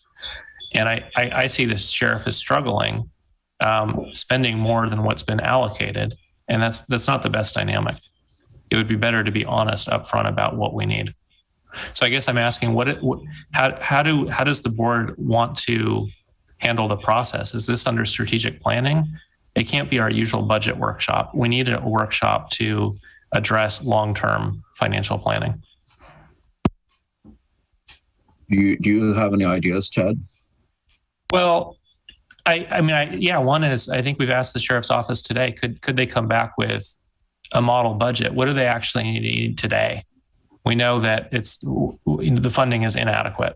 What would adequate funding be? And, I would like to understand the metrics. I don't want to argue with them, but I'd like to understand the metrics. Is it based on our level of crime, our geography, distance, time to scene, staffing in our county relative to neighboring counties. Choose some reasonable metrics and show us how far short are we falling today. And if we can get a handle on today, then maybe we can start talking about 2 years out, 4 years out, based on the slope we see of increase in providing service and unfunded mandates. What does that look like in 2025? Because otherwise we're setting up a future board to have to retroactively approve legitimate expenses and make cuts elsewhere. This ought to be planned.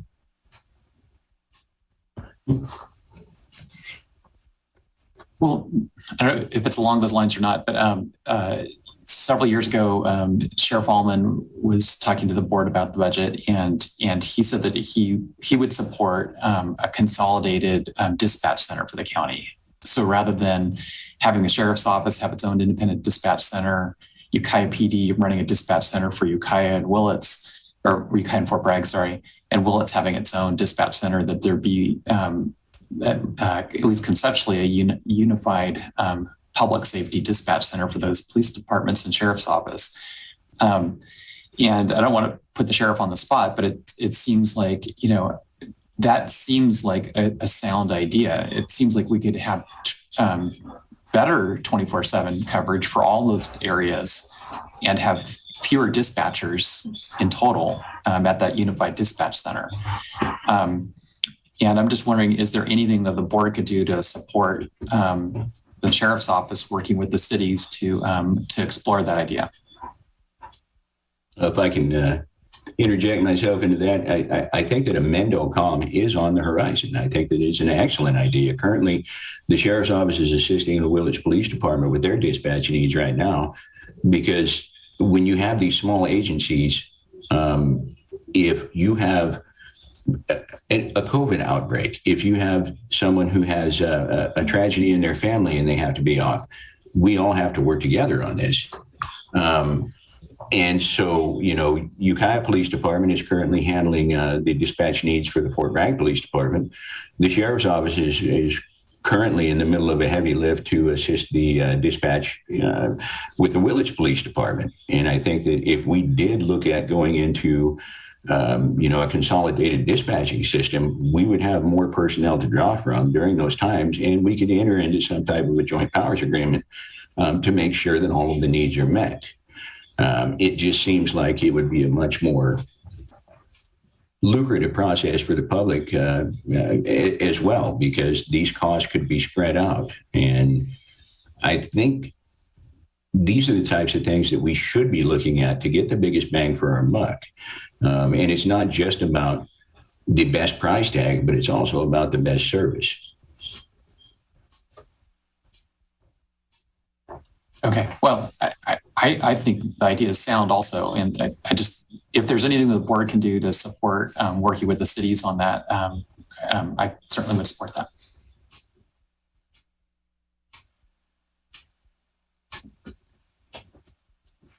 I'm going to look to the clerk of the board. Do we have any public comment on this agenda item? Yes, we do. The first caller on the line is Ron Edwards.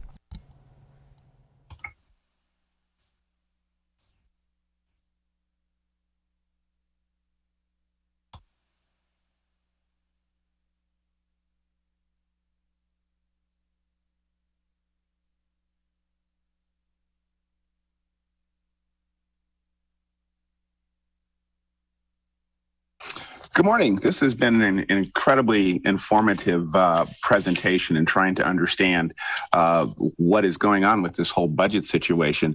I'm really curious is that, the sheriff has been dealing with some of these extremely large cannabis operations, and I'm sure that that's been drawing on some overtime. And I'm wondering, are there any of the fines or penalties from that going to the sheriff?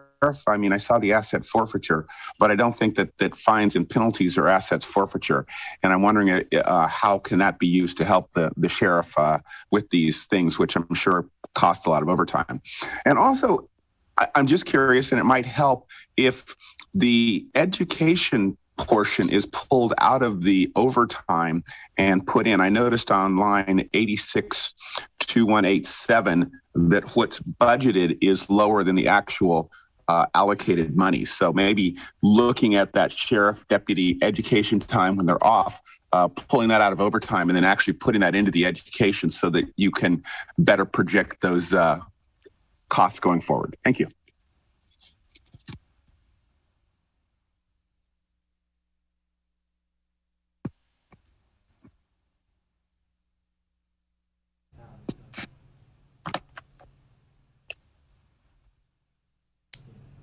Do we have additional public comment? There's no more public comment. Okay, thank you. Supervisor McGorty? So I just wanted I feel like we're getting towards the end of the workshop, and I think this has been really good for us to dive in a bit so we understand exactly, what parts of the sheriff's budget presented difficulty and what parts are pretty predictable. And I thank the sheriff and his staff for taking the time to do this. I think it'll help us a bit too going forward. Supervisor Williams brings up some really good points about how do we anticipate increasing costs, and obviously public safety is critical to the mission of Mendocino County government, and we're partners in this all together, and we all care about an effective response when someone's in trouble. And our emergencies are varied, but people are depending on us, and they're depending on an effective sheriff's department that is able to get the job done, and we're responsible. I mean, I don't have to tell anybody that. So I think going forward, I hope this helps us as we go into the future to be able to adequately fund this and have a good idea of what we're going to need to do to get it done. Okay, thank you, Supervisor Williams. When can we regroup with a model budget of what the sheriff's office actually needs today?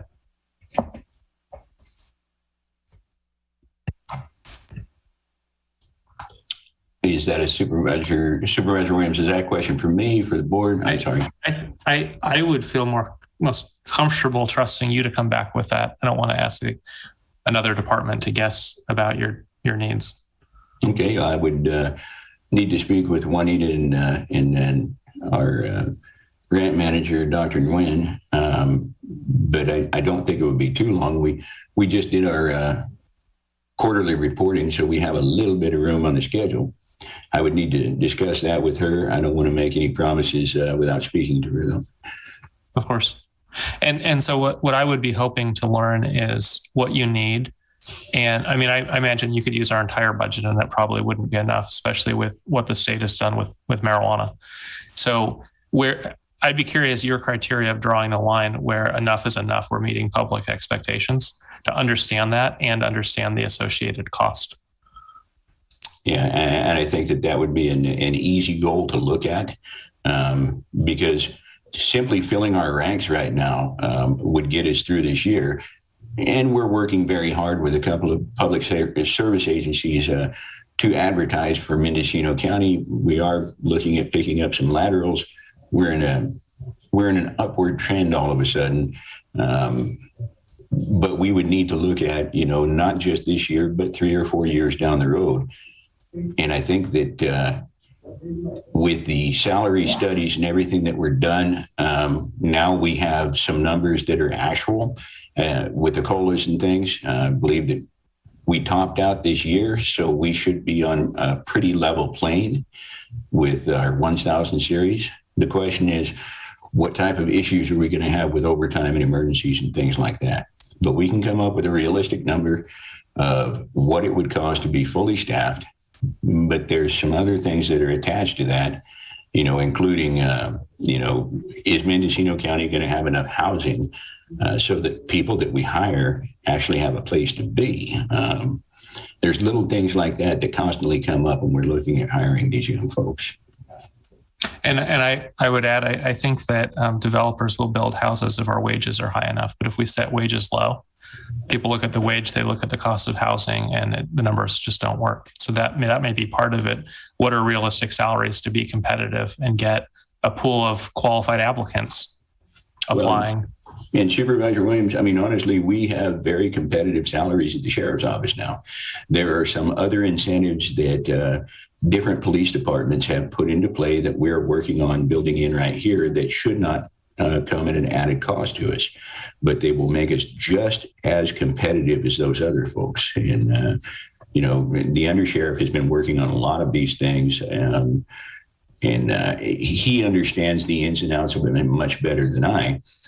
But as we move forward on those things, we will continue on this positive trend of hiring. It's just that we've got to stay in the trenches and make sure that we get the absolute best people that we can hire hired. We're not going to lower our standards. That never works for anyone. So, but I think I'll speak with Juanita, with the undersheriff, and with Dr. Nguyen, and we'll come up with a date. We can come back and say this is absolutely realistic. Thank you. I don't have any further questions, but I want to thank the sheriff, his team, and Supervisor McGordy for organizing the workshop. Thank you. Supervisor Hashak. Thank you, Chair Jurdy. Yeah, I look forward to this presentation to see what we need to do to make sure that the sheriff is funded properly into the future. And I really appreciate this workshop. I think it was helpful to everyone. And I think that this is the kind of discussion we need to have is what are the needs? How do we fund them? And move forward in that manner. So thank you, Sheriff Kendall and your team and Supervisor McGordy for contributing to this. Thank you. Okay, well, it looks like this concludes this item. Let's take a short break and come back at 11 o'clock and go to item 3A.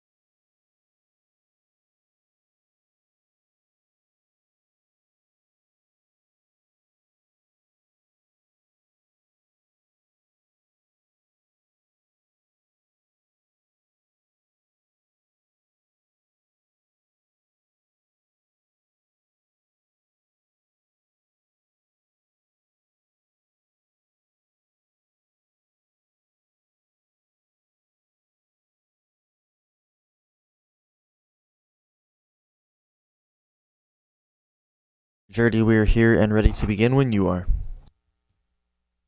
Thank you, Alice. So next on our agenda is item 3A, which is discussion about a possible grant application with the state for up to $18 million.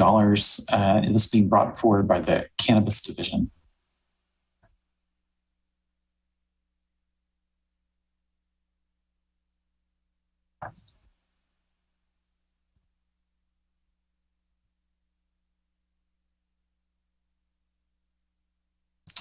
Kristen, do you have audio? Yes, hello, thank you, I do. Good afternoon, Chair Jordy, Supervisors, CEO Angelo.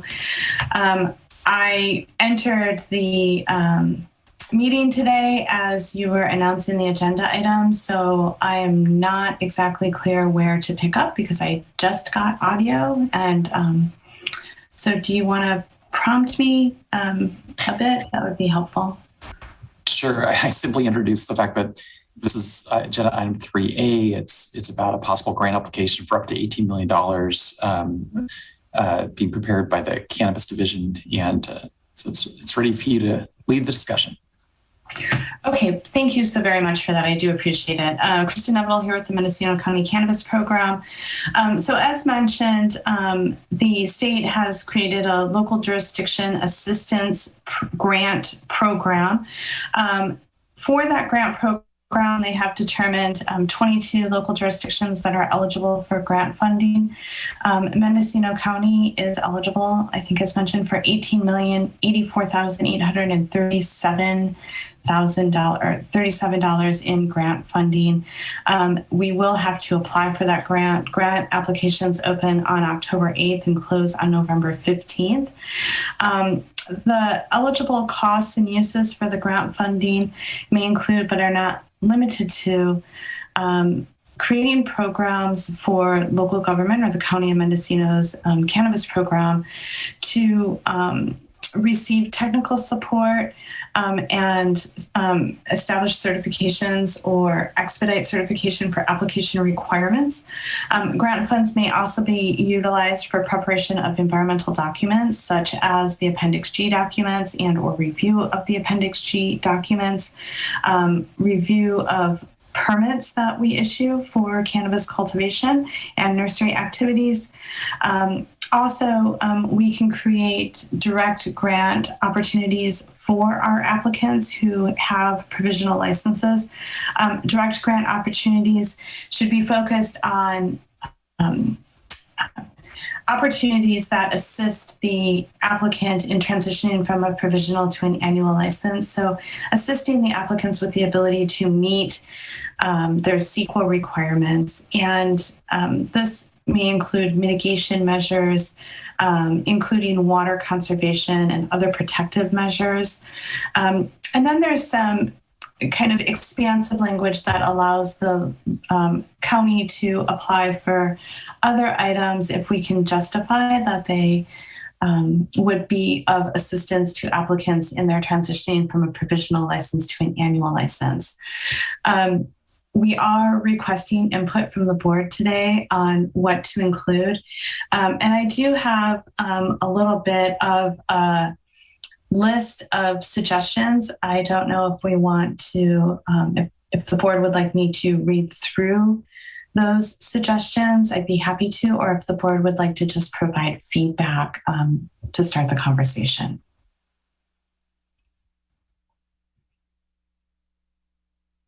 Supervisor McGordy. I'd like to hear from Kristen first about her ideas and suggestions, and then kind of move from there. Okay, great. Thank you for that. I'll go ahead and provide some suggestions. We've divided these suggestions into two buckets, essentially.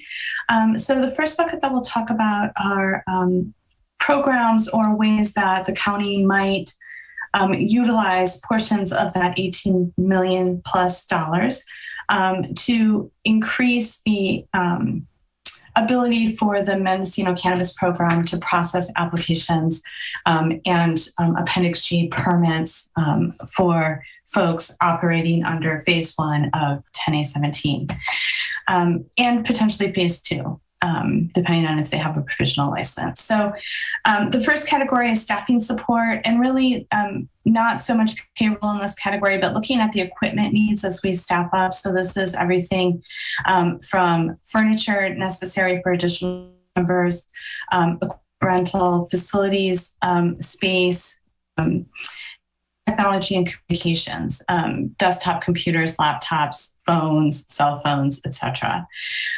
We do have the ability also to request funding to cover some of the payroll expenses. We are currently accruing some overtime that we could look at putting a line item into the local jurisdiction application that would give us the ability to cover that overtime through grant funding. And then my VPN just crashed. Let's see if we can get this back up and together.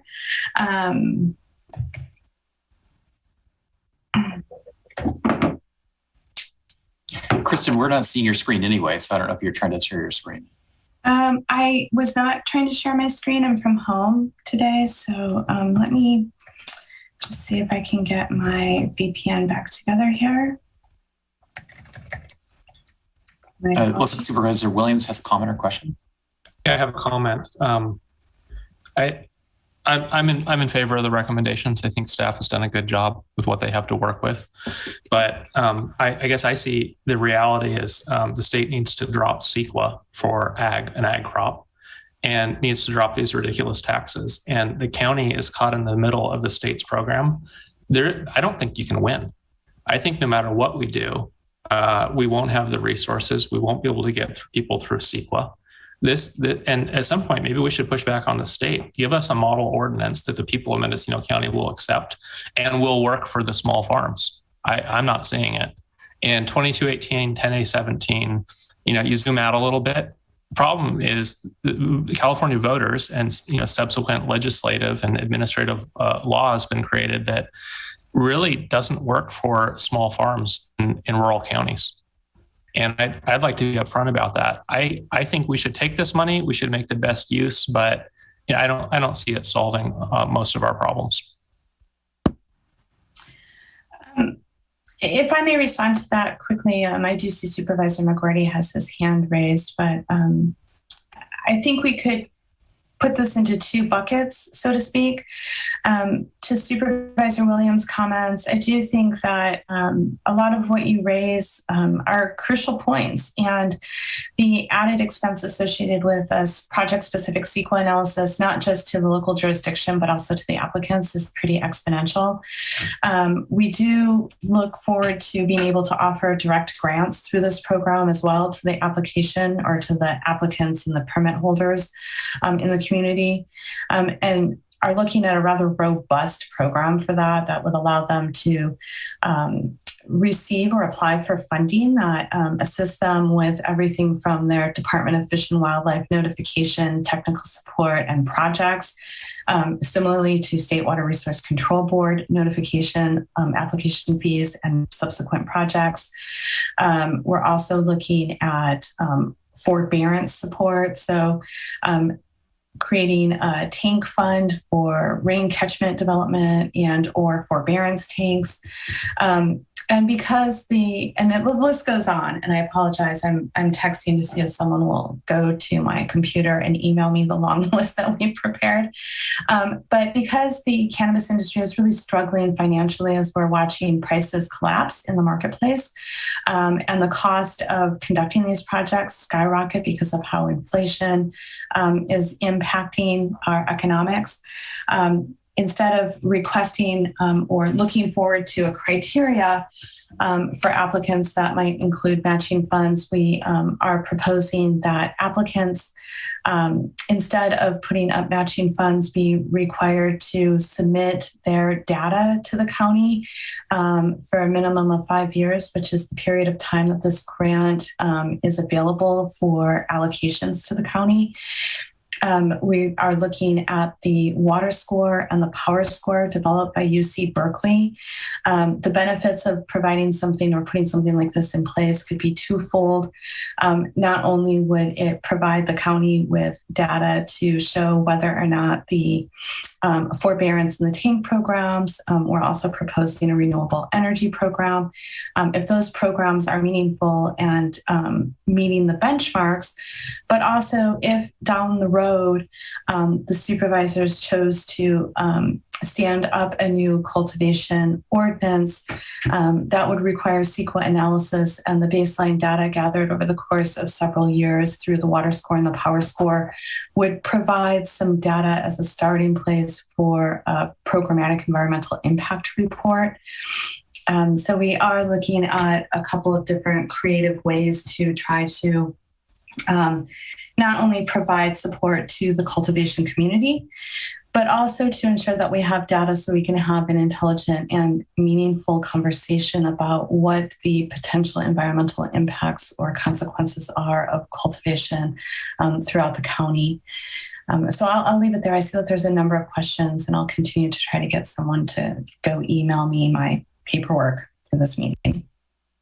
Thanks. Supervisor McGorty. I kind of agree with Supervisor Williams that this is a state program that we're expected to backfill on, and it's clear that we don't really have the resources to run the planning that's required for this, as well as the enforcement with our very small budget, discretionary budget. I think a model ordinance would be really useful to us.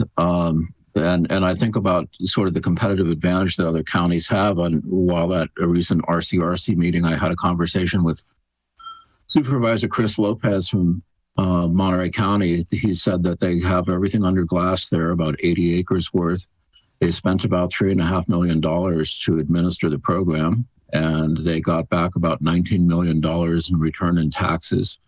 Their growers are professional. They're well defined where they are. They're very visible. And, you know, it's pretty clear that the state sort of had that kind of farming system in mind when they came up with the regulations that they did. So a county like ours and other rural counties at a real competitive disadvantage trying to run our program the way that we're doing it. And I think we're all kind of frustrated that we've worked really, really hard. And I think everybody has. It's not just the supervisors and county staff, and especially planning building services and the ag department, but also the growers themselves have tried to be compliant, and it's frustrating. You know, I know that the portal is, even though a lot of efforts got into that, there's things that it misses, or there's things that the growers miss that they don't understand they have to turn in. So we're really struggling, and I think it's important for us to recognize it. And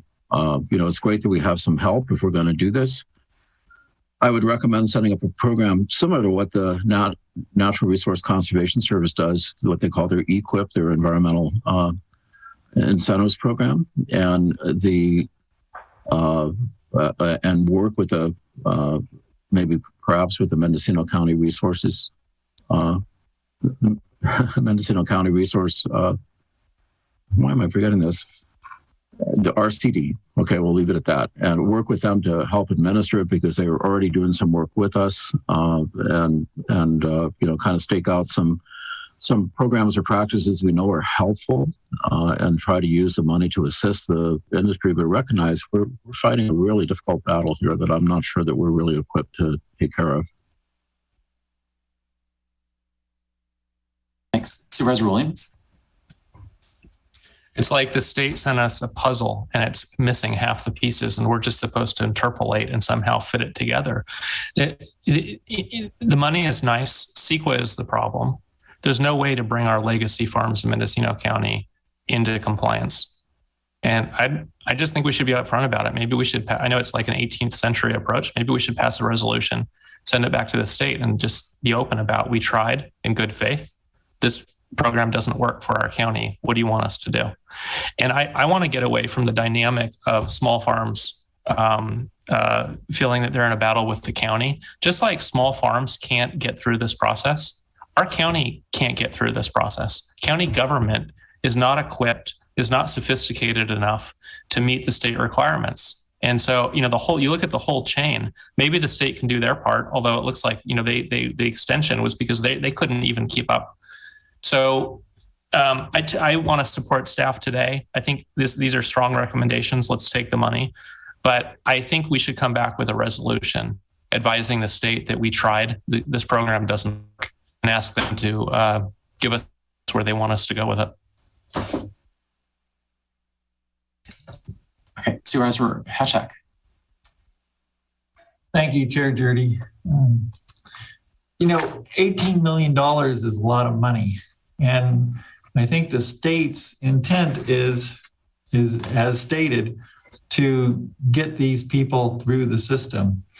And I think we need a strategic approach to this. We need to, because we don't have the staff within our county structure right now, we need to be looking at, do we hire out? Do we, is there a firm that can take this over from us? With the $18 million, we have a lot of possibilities. I think that we should be, focused on how do we get these people through. I guess the state just codified that we could use the Appendix G pathway as a viable path to the state license, the annual license. So my recommendation is that we work with MCA, we work with CCAG, we work with other interested stakeholder groups and make this program as robust as possible so that we can get these people through, because we need to have a plan to reach the deadlines. And with the existing staff we have, I don't think we can do it, but we need to be reaching out to other entities. I appreciate the recommendations, and I think that working with those stakeholder groups, that we can, bring something back to the board so that we can make this application successful. Okay, I want to go to Kristen before we go back to Ted. Yeah, thank you for that. I do have my document open now. I apologize for the inconvenience there. I do think that with the staffing up that we are in the process of doing, we will have a lot more availability to manage not just applications and reviewing those applications and transitioning them into permits, but also reviewing Appendix Gs. And it might be wise for us to consider as we come back with a fee hearing in December to address some of the direction of the board for renewals, that we also look at an Appendix G fee that would allow the county to actually draft the Appendix Gs ourselves. I know that there's some concern about, and lots of concern, frankly, about staff hours and how many staff persons we do have, but looking at the Appendix G materials that have come in, it would probably be more cost effective to the applicant and more time effective to the county staff to have us actually draft those as we have all of the information associated with that application and what has been issued at our fingertips. I think it's incredibly hard for the applicants to, as their application paperwork has morphed over the course of the years, to know exactly what's connected and all of the very fine details of what's connected to the issued permit, and then to transmit that information to a consultant, I think leaves a lot of room for human error and for discrepancies between what we receive in the Appendix G and what the permit details are around the issuance. So I think that looking forward, we do have a codified pathway and we could look at streamlining and simplifying. I also think that funding, some of the funding can be used to help support staff through paying for or funding CEQA training for our planning staff and department leadership at the MCP. We also can look at putting some of that funding towards sensitive species habitat review, not just the payments for Fish and Wildlife to conduct those reviews for that referral process, but also to help train the public on the sensitive species habitat process itself. We would like to put some money aside to do some more elaborate and video recorded public trainings for applicants and permit holders. But direct grant opportunities specifically, I think can go a long way because we can provide technical assistance opportunities to our applicants for everything from Appendix G materials to biological surveys, archaeological and cultural surveys, traffic studies, and potential road repairs that might be required by CAL FIRE, air quality and greenhouse emission studies, but also if we're utilizing the power score, making sure that we put a renewable energy program in place that helps with the conversion from combustion engines such as generators and water pumps to solar and other renewable opportunities. Also looking forward to water conservation, hydrology, and water quality funds being made available. I had mentioned some of these earlier, but also for folks who have been subject to relocation, can we utilize funds and pass them through directly to conduct hydrology studies such as connectivity studies, water availability analysis, and the technical assistance associated with developing those studies. You know, it is going to take some time and adjustment, I think, to get through the portal program that is pretty much all encompassing for the department right now. And then we'll be back into the swing of conducting reviews. We have since March been regularly issuing permits and moving this program forward. I think we're in a good place to continue that. And so I know the program has felt stalled because it has been for several years as it's gone through transition, but I do have confidence that we're finally in a place where we have the policies and the support to implement the Ordinance 10A17 and move persons forward. And I do think we have some adequate time to engage in that in a meaningful way. So I'll yield the floor and hand it over to the board. Okay, Supervisor Williams, then I have a question. I don't think we have enough staff. I don't think we have a labor pool in the area to hire staff. And for what we pay, I don't think that people would move here. They can't afford housing. And if we pay them, so if we outsource it, the rates I saw are about $175 an hour on average for a planning firm, if we could find one willing to take this project. And you've got to wonder about anybody who thinks this is a good assignment. That comes out, $18 million comes out to about $20,000 per applicant. So maybe that's 100 to about 115 hours of labor. I don't think it's enough money. A little bit of arithmetic, and you quickly see 18 million sounds like a lot. It's not enough to get the job done. So I support staff. I think we should do it, but I don't want anybody to get the wrong idea that we're going to solve the problem here. These are Band-Aids.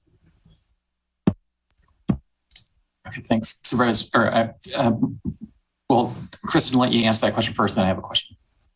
Yeah, thank you for that. So I think you're right that they are Band-Aids. And, I think that there's, going back to the concept of a resolution, I think this is really well timed and well poised to fit into the legislative platform development looking forward.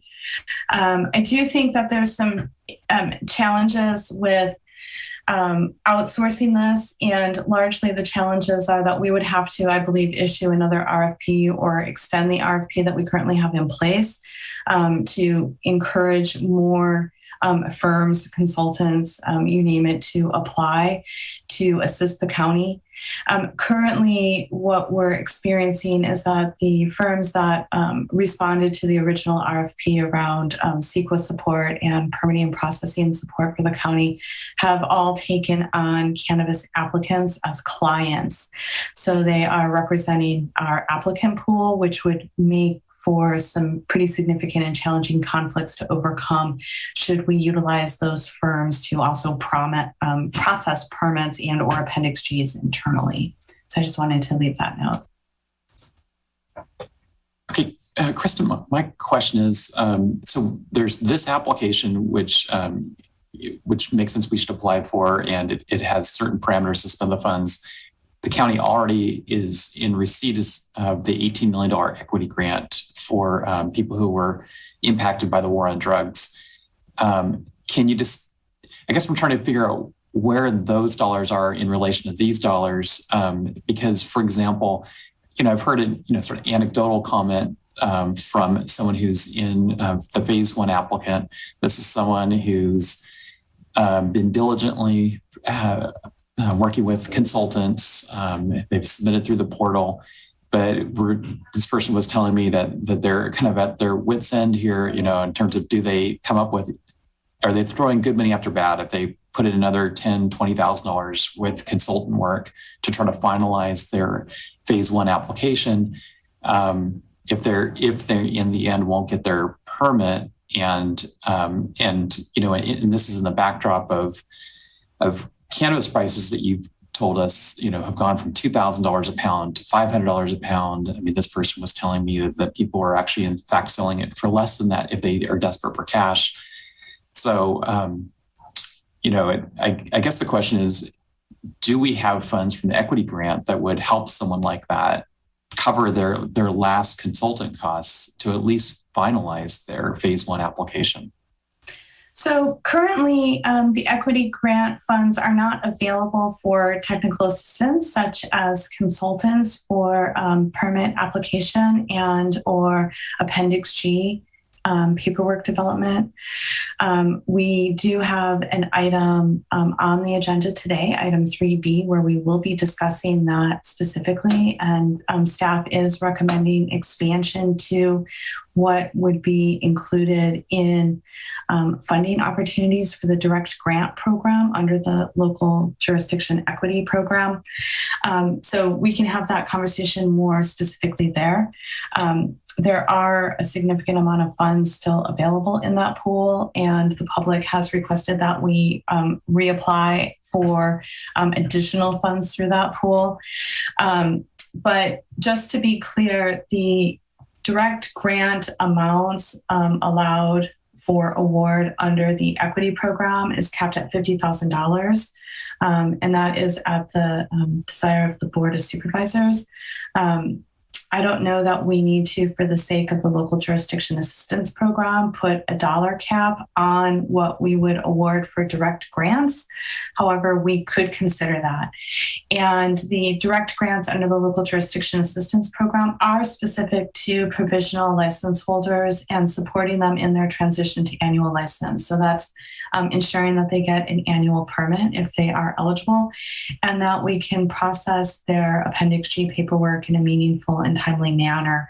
So, the pools are a little bit different. Some of the ways the funds can be used overlap, but definitely the funds have different applicability to these applicants depending on whether they're looking at equity funds or local jurisdiction assistant funds. Okay, thank you for that. Supervisor Mulhern? Thank you, Mr. Chair. It's not unusual for me to be more optimistic than my colleagues, but I'm very excited that we have this opportunity. For our cultivators that have been working hard to meet the environmental regulations and jump through the technical hoops that they really aren't accustomed to jumping through, in particular, I think the opportunities to use direct technical assistance can really help some of our folks that are struggling getting through all of the bureaucracy of the paperwork at both the county and the state. And I do agree with Supervisor Williams that our ability to hire employees to work for the county and our program has many challenges. And though I don't typically like to have a lot of consultants doing work, we do have many consultants in our area that are qualified to help our applicants through this process. So I think we have a real opportunity here. And thanks, Kristen, for bringing the item forward with the descriptions that you have so far. Okay, this might be a good time to go to public comment on this item.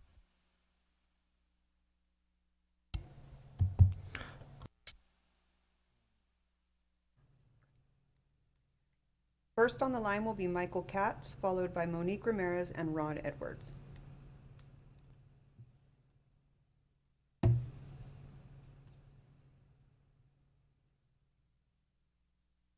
Good morning, Supervisors. This is Michael Katz, Executive Director of the Mendocino Cannabis Alliance. Hello, Kristen and Cannabis Program staff, to you, Angelo. I really appreciate this conversation, and I share Supervisor Mulhern's optimism at this step on our road to resolving the issues that we all know exist in this program. I'd like to address the comment about the Band-Aid directly, and I'd say that this is a significant Band-Aid. I'd call it more like triage. We're talking about $18 million that's been directed towards this county in order to address the substantial issues that we know that exist. So this is us seeing the state wants this to work. They are starting the process. They have a newly consolidated agency that has committed to working to resolve the issues. So the state is not throwing their hands up. They're continuing to move this conversation forward.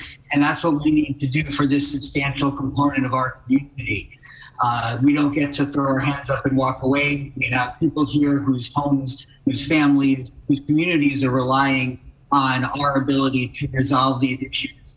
We would like to start by suggesting specifically that in addition to the great suggestions that Kristen has, that we continue as a community to discuss the best use of these funds, including on-the-ground stakeholder input.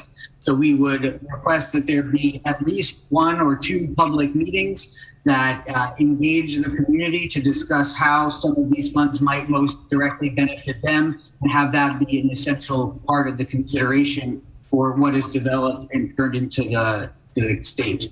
Some of the suggestions that we have as far as the way that some of these grants could be used is funds for professional licensee and application costs pertaining to state agency compliance fees and environmental mitigations, funds for provisional licensee to engage CEQA consultants and professional assistants in completing Appendix Ds and project descriptions, funds for water infrastructure, storage, catchment systems, ponds, etc., funds for assistance with county fees and other costs to construct F188 compliant structures for commercial cannabis activities.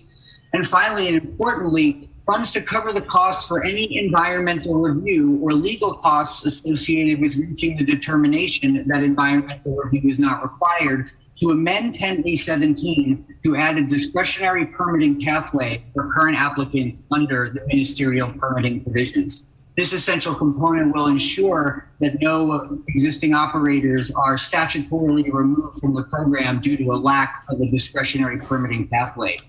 These and many other great ideas exist for how to use these funds. We believe it's essential that this process include the entire community. Thank you.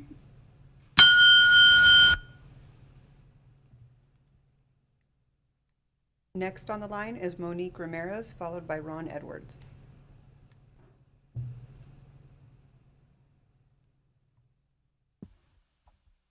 Good afternoon, Monique Ramirez representing the Covelo Cannabis Advocacy Group.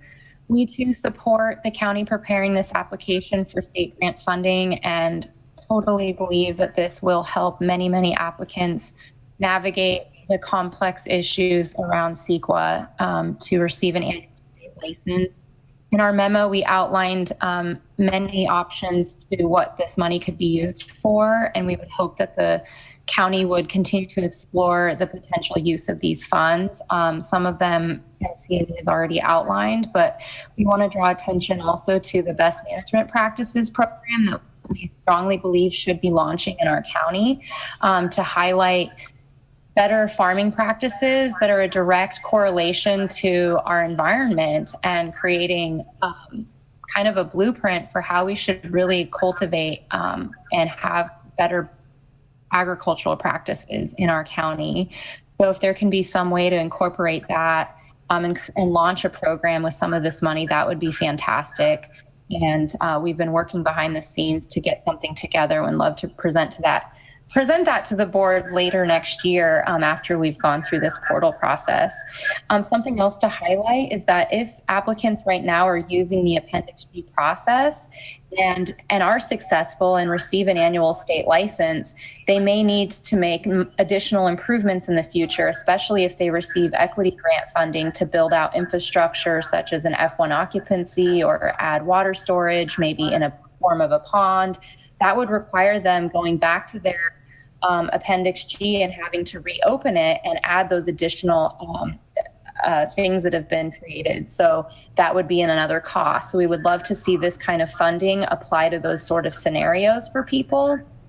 We're also seeing how local fire departments are charging exorbitant fees for cannabis related building structures. So if we can see funding go towards eliminating that expense or some type of fee waiver, that would be fantastic. You know, and also applying this towards fee waivers for enrolling in the OCAL certification program. Again, these are highlighting farmers that are trying to do really good farming practices, and that's good for the environment. That's a benefit to everyone. And I see how that could correlate towards the CEQA compliance, having really great farming practices. That seems to me and our group that should be looked at under the eyes of this grant and be able to use those fundings to help support people that want to participate in those kind of programs. We also think there should be obviously fee waivers for state water board, tier 1 and tier 2 fees, anything that relates to CDFW, LSA application fees and others. So thank you so much for the opportunity to speak, and we really hope this can get launched soon.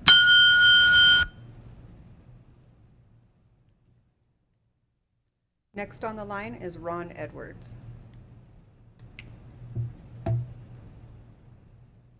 Good morning, board. I think we have a lot of opportunity here to work with our local stakeholders. Cola Growers Advocacy Group has done a great job in getting consultants in at a reasonable price for their membership. MCA also has statewide connections. In fact, Senator McGuire is meeting with an affiliate of MCA tonight to discuss some of these issues. And so I think that we are not using a lot of the resources we have available. And when it comes to the program, I've traveled all over the state with the California Cannabis Advisory Group. And time after time, it is about getting the small farmer involved in this program. The voters of California were not saying, yes, we want to turn cannabis over to big corporations. In fact, the limitations on the cap of acreage was an indicator that the state understood that. And we can't tell the state the program's broken, and they come with this money and then say, we still can't do anything. I think the state is looking for us to be creative. We are looking at our local leadership, our local government to be creative, and to be walled off from the farmers is just not proving to be an effective approach. And so I think the recommendation that MCA made of public meetings to find out from the farmers to get this direct input on how to use this money and how well it can be spent. And I think that, please, I'm asking you again to look inward on some of these organizations and the talent that you have in this county, the people on the ground. I mean, there are a lot of consultants that are in the county that are providing you feedback. If we could harness that energy together and focus, I think we could go a long way with this money. Thank you. That concludes the public commenters that we have on the line. We did have one other person signed up, but they have not called in. Okay, thank you. Supervisor Hashak. Thank you, Chair Jurdy. You know, we spent a lot of time with the PG&E money, and that was 22.6 million, and we got a lot of community involvement on that.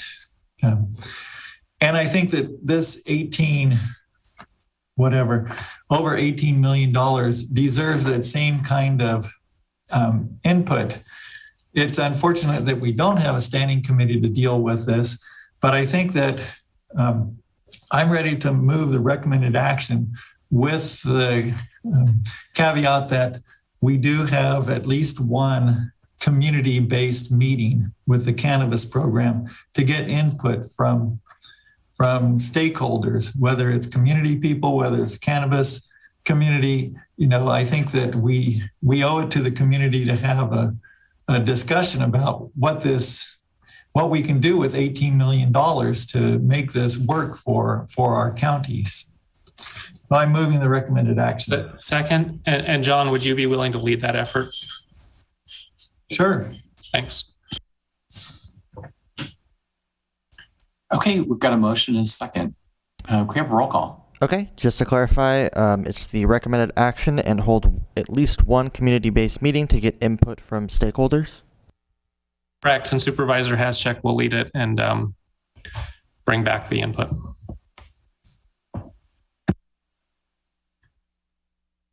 All right, Supervisor McGorty? Yes. Supervisor Mulhern? Yes. Supervisor Haschak? Yes. Chair Jurdy? Yes. And Supervisor Williams? Yes. The motion carries unanimously. Okay, I do see a hand raised by Kristen.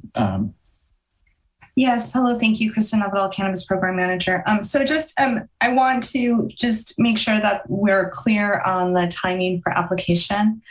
These applications open October 8th and they close on November 15th. And so I have a question about whether or not with the public hearing, if this has to come back to the board again before we can draft the application and then bring it back. Do we have to bring it back a third time for approval of the application?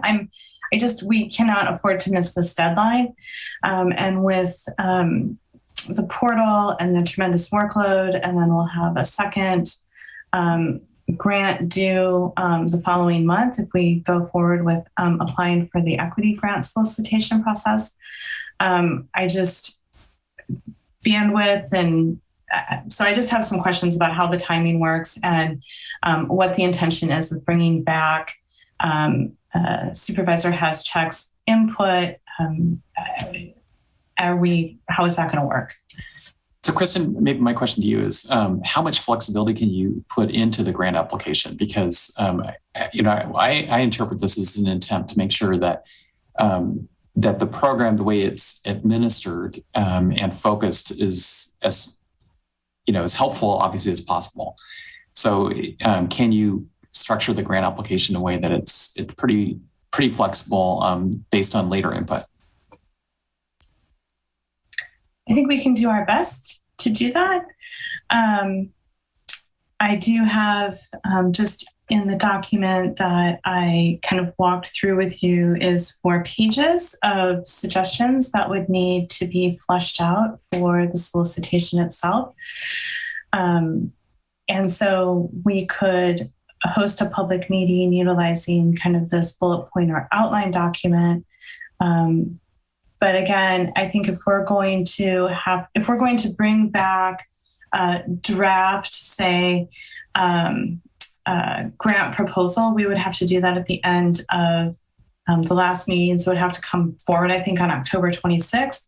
If we then have to get it back in front of the board for approval before the window closes, that would have to come back on November, I believe 8th or 9th is the earliest and the only November meeting before the deadline closes. So I'm just trying to figure out what this timing looks like. If we have to be back by the 26th, I have to have a public meeting like next week. So that's where my concern. So looking to the maker of the motion, were you, be given those deadlines, do you feel that the application needs to come back to the board, or that based on input from a public meeting that could help shape the application? I support leaving it to staff to try to incorporate as much of the feedback as possible, and Supervisor Haschek to host as many sessions as possible within the next few days. And given that it's not a standing committee, there shouldn't be any noticing required. So you could host one this evening, for example, collect all that input, distill it, give it to Kristen, see what she can incorporate and have her submit it. I would prefer it not come back to the board. I don't think we can lose time.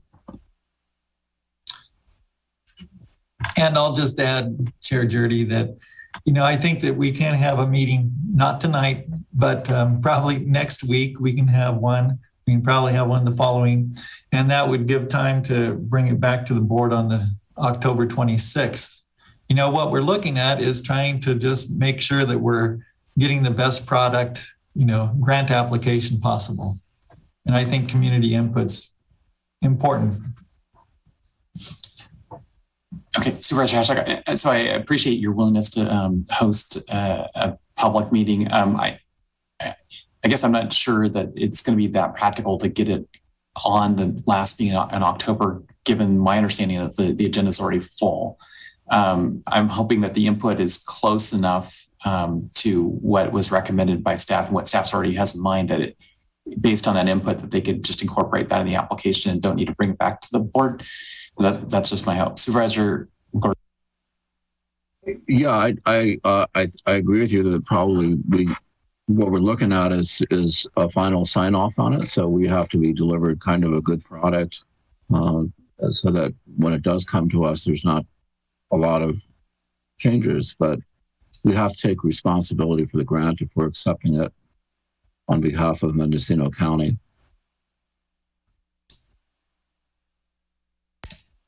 So looking back to Kristen or the clerk of the board to get something on the October 26th agenda, what's going to be the deadline to make an agenda item? This is Atlas Pearson, Deputy Clerk of the Board. At this time, we are currently over allocated for both the 1019 agenda, the 1026 agenda, and I believe we're almost over allocated for the 11-9 agenda. I was kind of thinking the 11-9 agenda, which would have to be a mighty quick turnaround for staff to get everything put together. If we have a lot of changes, if there's some way that we can, individually take a look at what's going on and have suggestions during the process, and then, as I said, have a pretty good product delivered to us on the 11-9 meeting. I think that from a timeline point of view is probably what we're going to have to go with.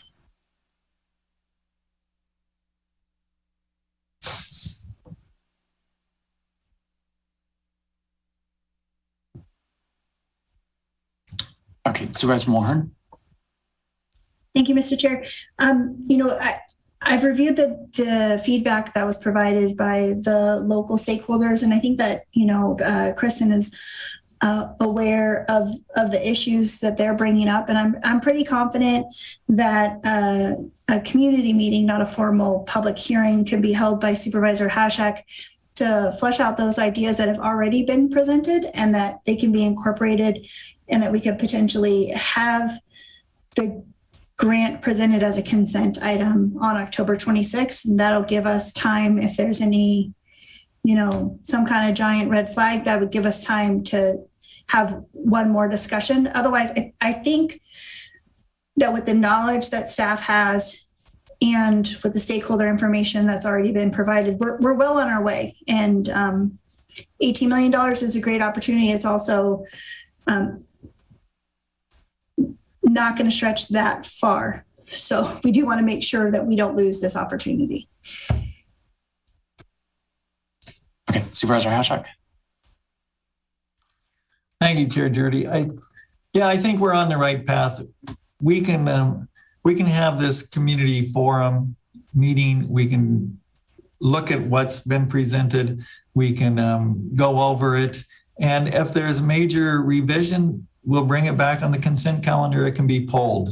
But I think that we can shoot for October 26th on the consent calendar. Okay, all right, well, thank you. Kristen? And just so I want to make sure that I'm clear with what the board is directing. So it sounds like the board has requested that we have a final and complete application for this grant proposal presented for consent on October 26th, which means we will have to turn the completed grant application into clerk of the board probably next week. I think that that's probably the timeline. I just want to make sure that that's what we're being asked to provide to the board.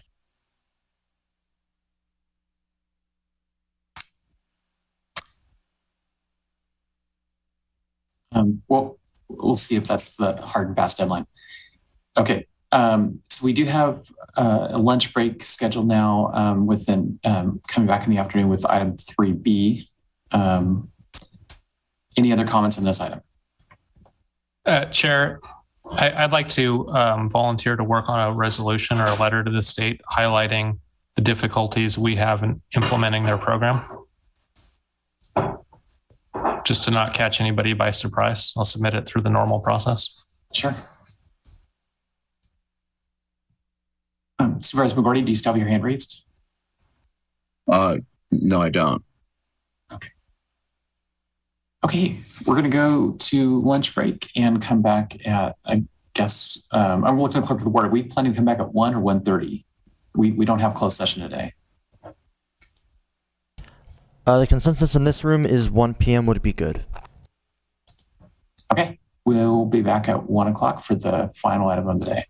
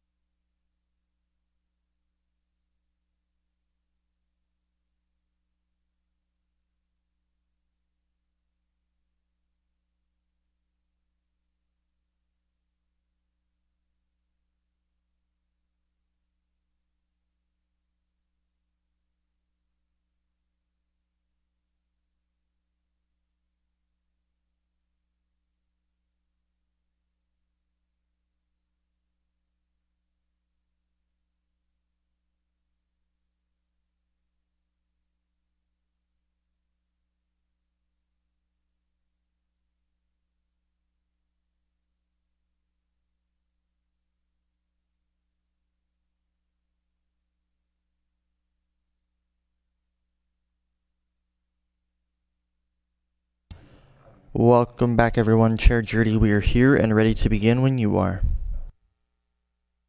Okay, thank you, Alice. All right, well, then that takes us to our afternoon item, which is item 3B, discussion and possible action regarding amendments to the County of Mendocino's Cannabis Equity Program, including but not limited to eliminating the income threshold associated with the Cannabis Equity Grant eligibility criteria and allowing direct grant funds to be dispersed in a single tranche, and expanding the direct grant criteria, and authorizing and directing the cannabis program manager to execute grant agreements. And so, Kristen, are you ready to lead the discussion?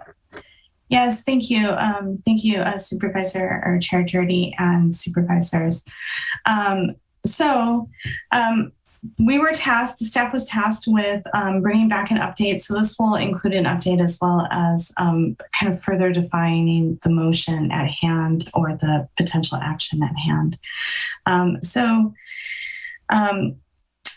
With the most recent changes that occurred at the direction of the board in July of this year, we have seen an increase in eligibility applications be approved. So we're up to 23 eligibility applicants or eligible applicants. 2 direct grants have been approved, 3 waivers have been approved, and 3 requests for technical assistance have been approved.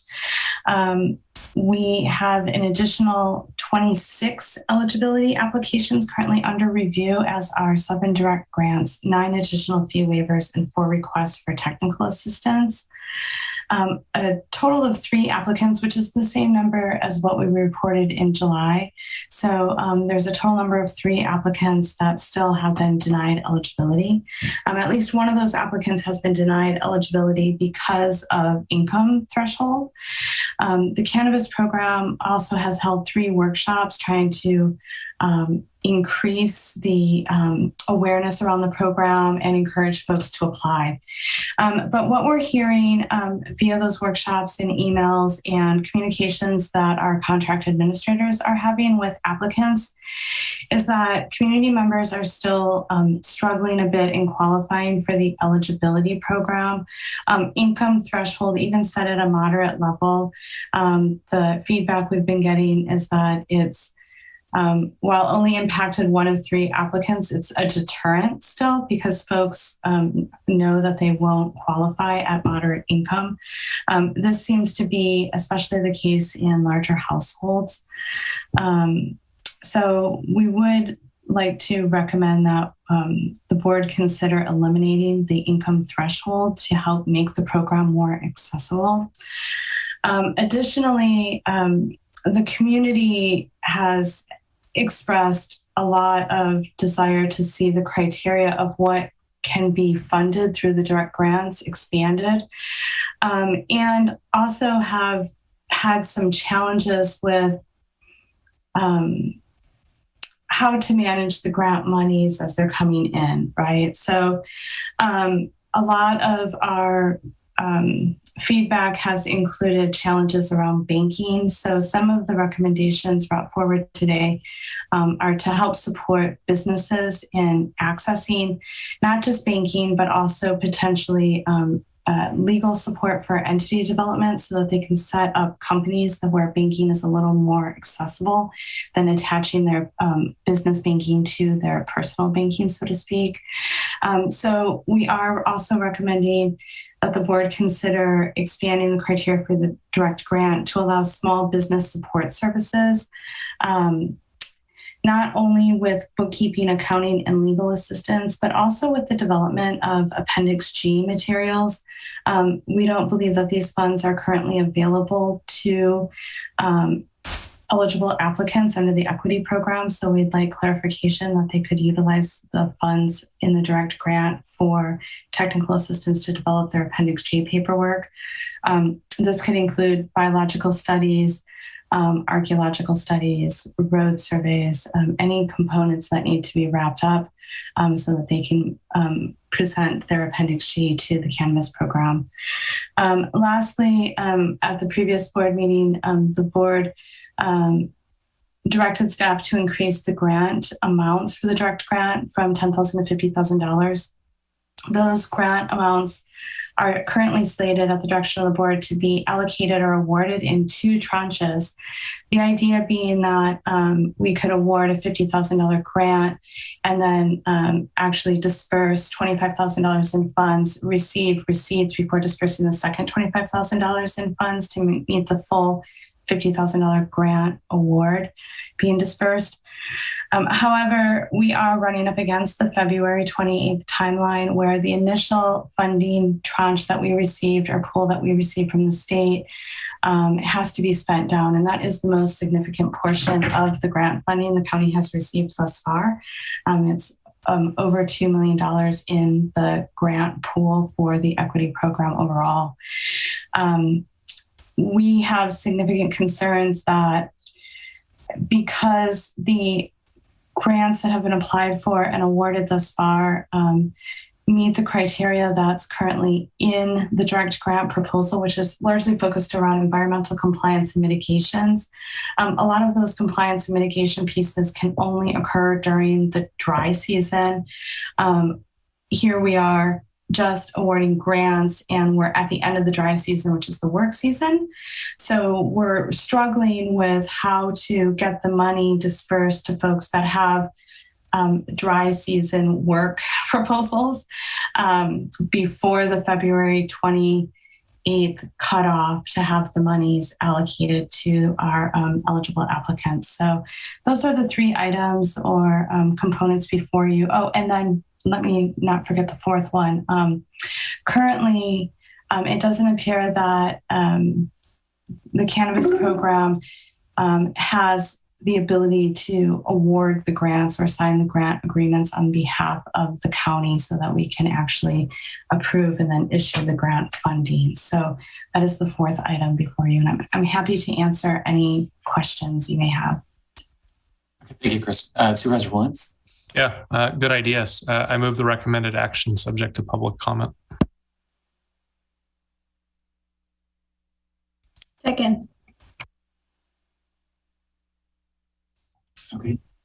Kristen, what happens in the case where more than one individual owns a business? Would each individual be eligible for the grant, or how would that work? If they applied as individuals, yes. So if 2 individuals, but they would have to show their own budgets, right? So maybe they could pool their funds to do a work project at that business. I think that is absolutely possible. Okay. All right, Supervisor Hashak. Thank you, Chair Jurdy. I know that this is an equity grant for the war on drugs and people harmed by it. I do have a problem with the threshold, not having an income threshold. Coming from the public schools, I see this as, income thresholds is high, and making it unlimited is, it just goes against my grain of what grants should be for. I think that it should be for people in need. What I would really like to see if we do go this path is to make sure that it's prioritized so that the people already in the system and people, there's like priority according to household income, because the way I calculate it, at 50 applicants, if they're all accepted into the program and apply for the maximum, that would be $2.5 million right there. And so I just want to make sure that those people who are of the lower income are prioritized. Okay, Kristen. Sure, if I may, and I'd like to respond to that.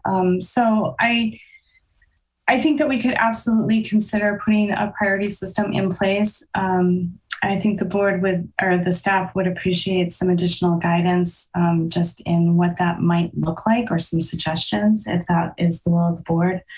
I do want to say that this is complicated by, I think the income thresholds are complicated by the fact that property values are high.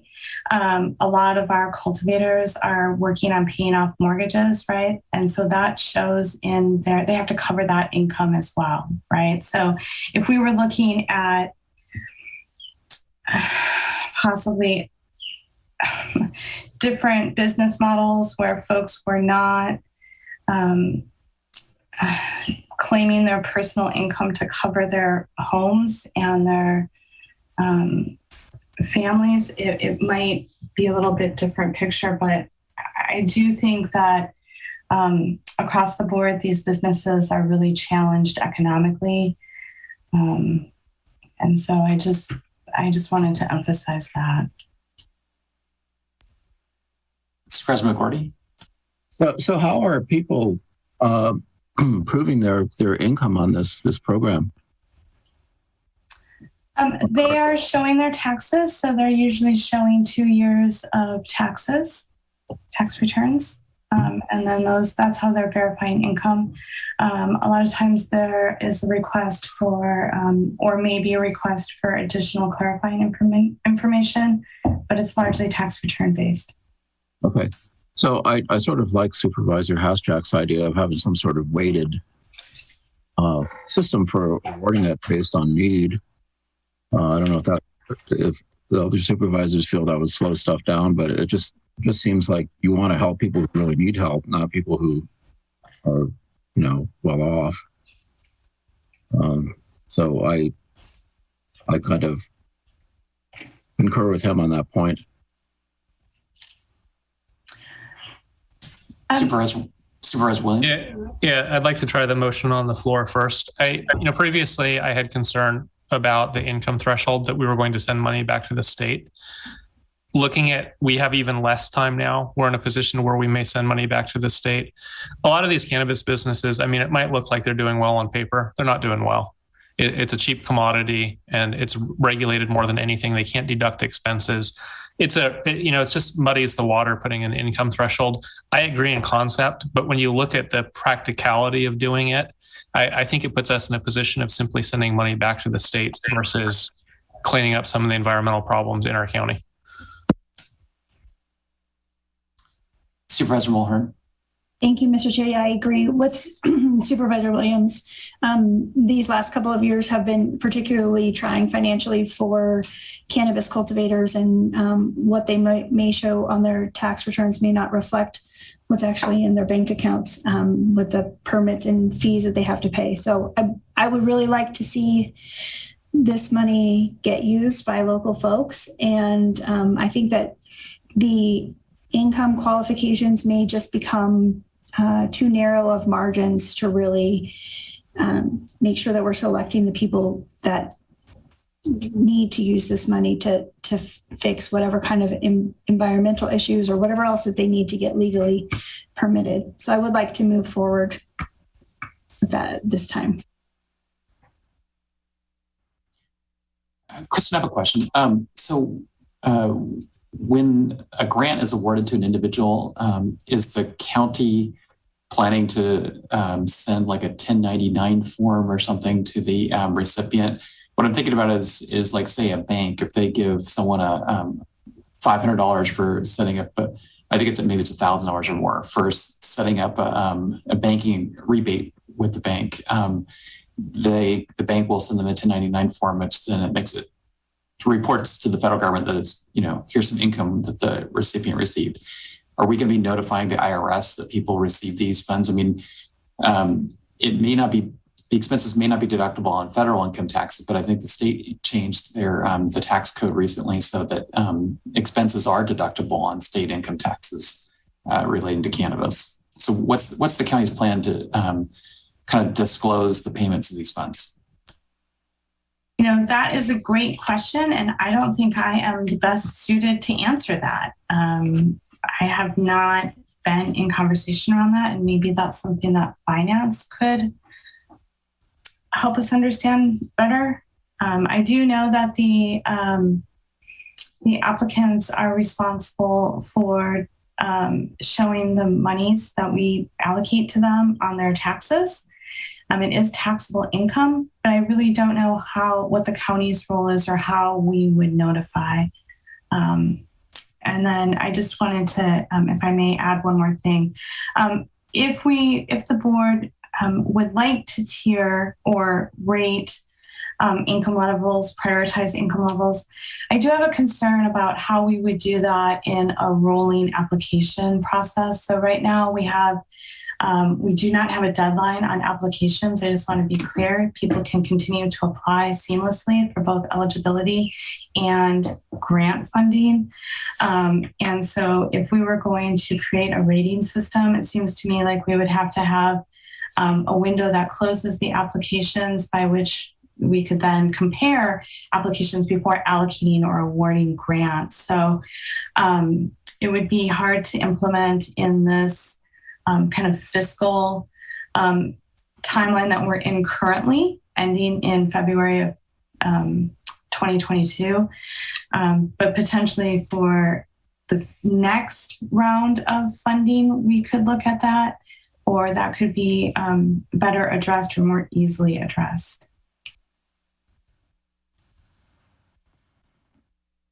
Okay, Supervisor McGordy. So if people get this grant, then you're suggesting that you would give them the money up front, and then what kind of a contract are they in with us in terms of how they spend the money? Or is there no contract at all? Do they just basically get the money and they're free to spend it as they see fit? No, there is definitely a contract. And so we are currently working with County Council in review of the contract that County Council has been working on for other grant programs in the county, such as the PG&E grant funds. So that grant contract that we enter into with the awardee would also contain attachments or exhibits such as the scope of work and the budget that they've proposed, which the grant is awarded based on, right? So they are signing an agreement to receive the funds and then utilize those funds for the project and the scope of work that we've agreed to award on. And since, are you still suggesting all the money comes up front and that there's nothing paid in arrears upon completion of the project? The problem with, it is what we are suggesting today, yes. And it is really a timing issue. It could be a temporary allowance for this round of funding.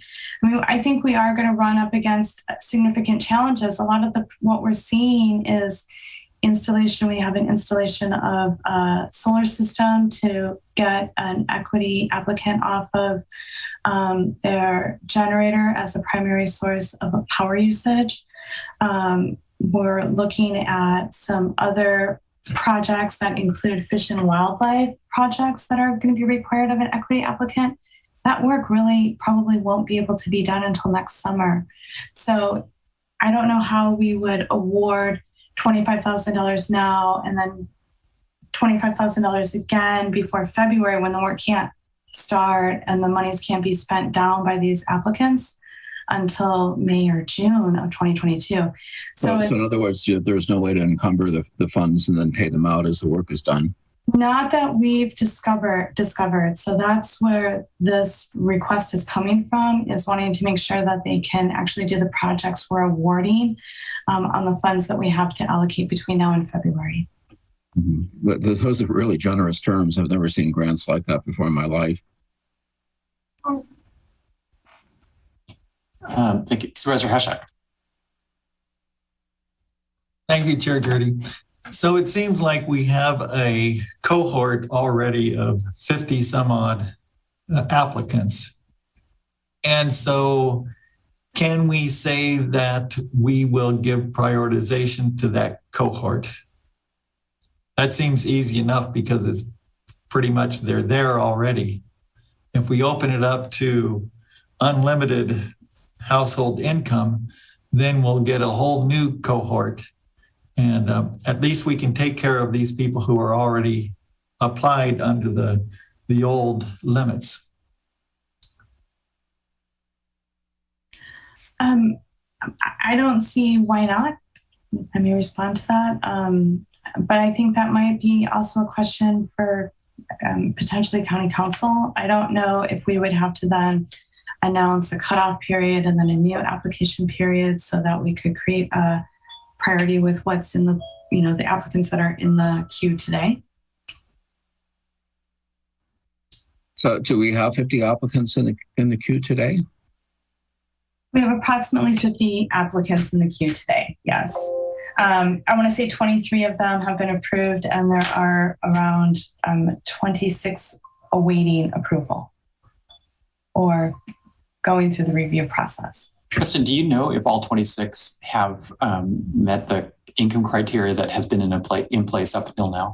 No, I apologize. I do not have that detailed of numbers or statistics in front of me. Because I think the issue is there's bound to be people who seriously looked at this but knew that their income in the previous years were just too high, and so they didn't apply. But if we're going to eliminate or reduce or raise the income threshold, they will apply, but they haven't yet. Supervisor Williams? Yeah, so I'm wondering if maybe criteria should be being up to date on tax filings with the county. And Chair, with your permission, I'd like to share a couple charts. Is that okay? Sure, go ahead.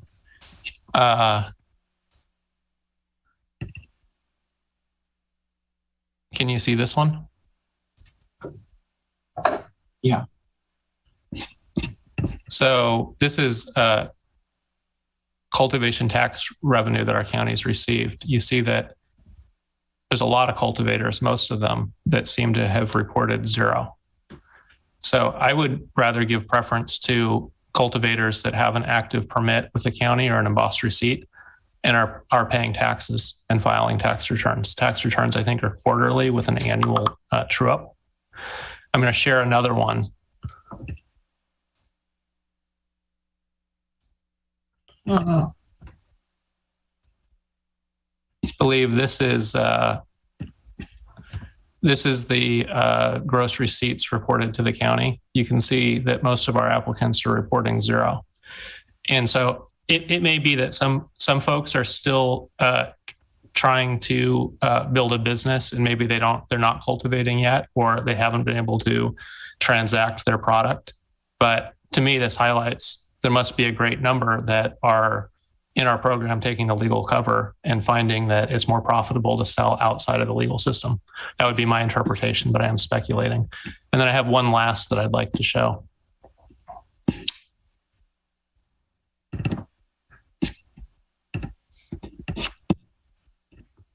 And all of this data is from the tax collector. The tax collector is not signing off on it. I did the charting and analysis. I think I'm right, but I just want to make sure that we don't credit it to staff because they haven't had the opportunity to verify. But I see about 2,106 filed tax returns in calendar year 2020 and 1,663 that were not filed. So as we talk about giving $50,000 grants out, I wonder if we should first focus on the people who filed their tax returns and paid the taxes due.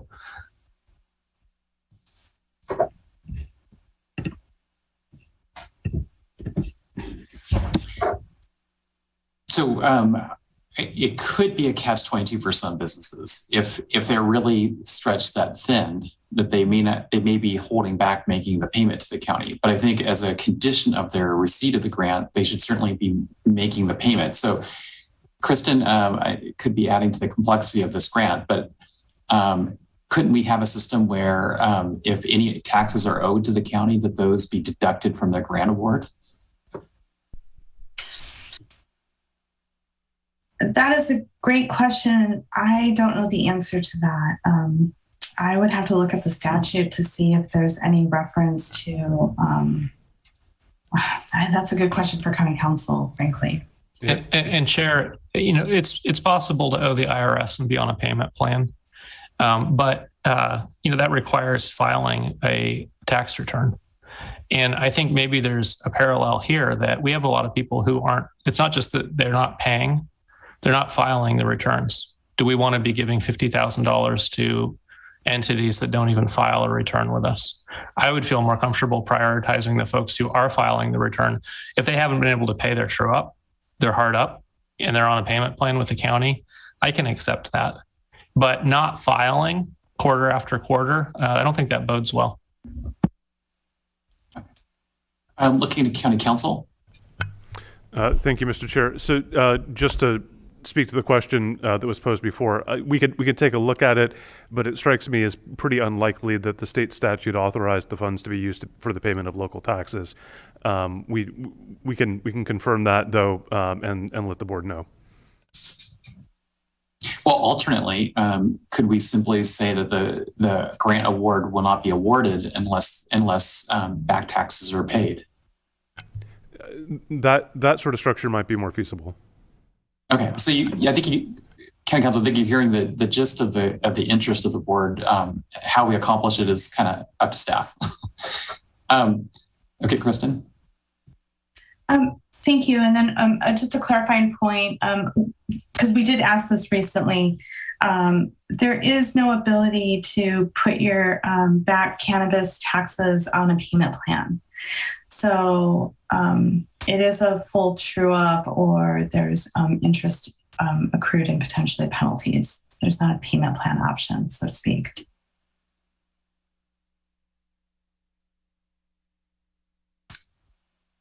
Okay. This might be a good time to go to public comment.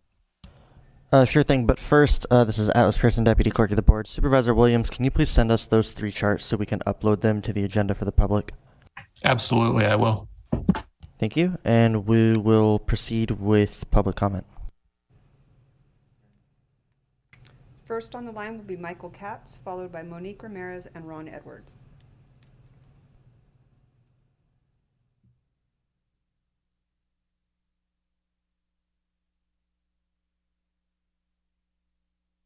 Good afternoon, Supervisors. Michael Katz, Executive Director of the Mendocino Cannabis Alliance. MCA is sincerely grateful to the Cannabis Program for hearing the comments of the community and fast-tracking these important items related to the management of the program. We support the recommended action, which provides them with the tools necessary to more efficiently distribute these essential funds to folks who need them as soon as possible. We also would support the further expansion of direct grant criteria as opposed by CCAG. While we do agree with eliminating the income threshold requirements, we do also believe that those who have applied already and fall under the previous income threshold requirements should be given priority access to available funding. With the changes being made to the criteria, all existing applicants should be able to revise their application in accordance with the new criteria to enable them to receive the maximum allowable amount. Totaling the available grant dollars minus up to 10% for administration divided by the roughly 50 applicants would certainly manage the amount of funds that we have been allocated to this point. This is one reason it's essential that the cannabis program apply for the next round of equity funding. Locally, we have a clear need to triage our cannabis community, and the state is acknowledging this by providing equity funds based on our county's needs assessment. Our county has been officially deemed in need of equity funding due to the disproportionate harm caused here by the war on drugs. And even if these funds can only help some of our community members move one step closer to stability, we have the obligation to support that effort. This journey started before most of this board was seated, and it will continue beyond your terms. The success of Mendocino is tied to the success of our local licensed cannabis community. And the equity funds show that at the state level, there is an understanding that our community needs help. Additionally, we request a full report from Elevate Impact Mendocino on work done to date as far as hours spent on the various tasks identified in their contract. It's our hope that any monies not spent directly on administering the program will be redirected to equity applicants who are in need. I think that talking about taxes during a meeting focused item on the equity program, which, as we discussed, is designed to reverse and deal with the problems caused by the war on drugs, conflates the issue. This is about helping people in our community. Our community has been suffering in this system for years, and here are opportunities for us to remove red tape and help them more, and we should take that opportunity instead of administering a punitive approach to folks who are still trying to figure out how to maintain compliance. Thank you for your consideration. I have a question for the speaker, Chair. Go ahead. Michael, are you still on? I am. Yeah. It sounds like you don't like my idea of prioritizing applicants who have filed tax returns with the county. Is that right? I think that given the timeline, as Kristen so clearly stated, that given the fact that these funds are due to go back to the state in February and we have not given out one direct grant, any additional artificial barriers will serve to make these funds less accessible. I understand the intent behind all of the barriers that this board has placed on the equity program since day one, but none of them have actually helped to get money into the hands of people who need it. So understood. Could we find common ground? Would you support that we give the money out first to applicants that are filing with the county, paying their county taxes, and then if there's money left over, consider those who aren't?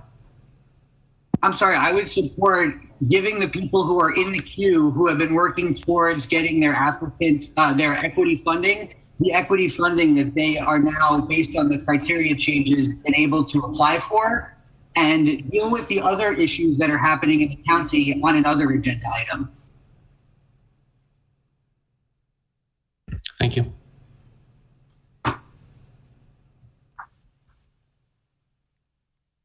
Next on the line will be Monique Ramirez, followed by Ron Edwards, and then a voicemail.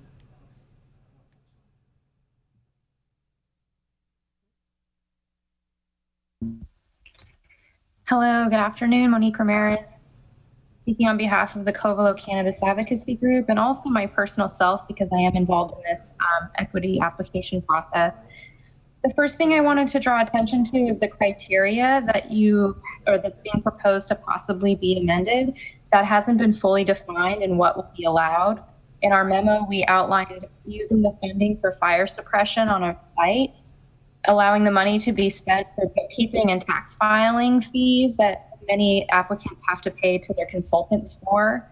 These can be very costly, and consultant fees for the Appendix G application process. We definitely want to give support to prioritizing applicants by those that have actually been incarcerated, paid restitution fines, had rape on their property, versus someone that was merely just a few miles away from a site. We definitely want to see the priority given in that way.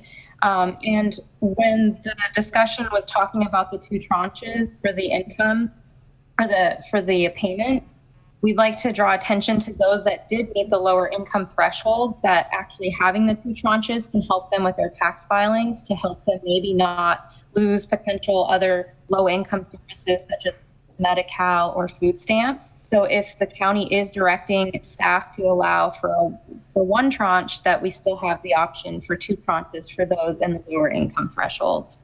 And I just want to speak personally really quick that my partner and I were both raided in 2013, handcuffed, faced on the ground, went to jail, paid restitution fines, helicopters landed in my property and chopped cannabis from neighboring parcels that were growing thousands of plants. I still to this day don't even believe that the warrant that was issued on my property for my arrest was even valid, but I was too afraid to fight it in court, and I just paid the money and walked. But my partner struggled to deal with the same PTSD issues that I have faced, but he is not eligible to apply because of the way our business is structured, and he makes more than I do. And 2019, we actually had not that great of a year, or we actually had a good year in 2019. 2020, not so good at all. And for sure, because of the August complex fire and losing like 80% of our crop. So I just want to highlight that. I really appreciate John Haschek trying to make sure that people that are in need receive this money. But I do want to, there are people that may even still with the directive to change the income threshold, it's still not helping certain people that really did get impacted by the war on drugs. And I just want to make sure that those people become eligible through this process. Thank you so much for the time to comment on this important item.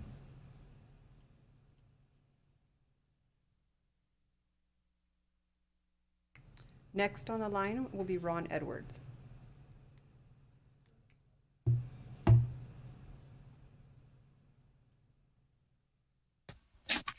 Good afternoon, board. I like everyone, I appreciate the reduction in the income level, and I think that this will be very helpful in getting people this much needed money to get through this program.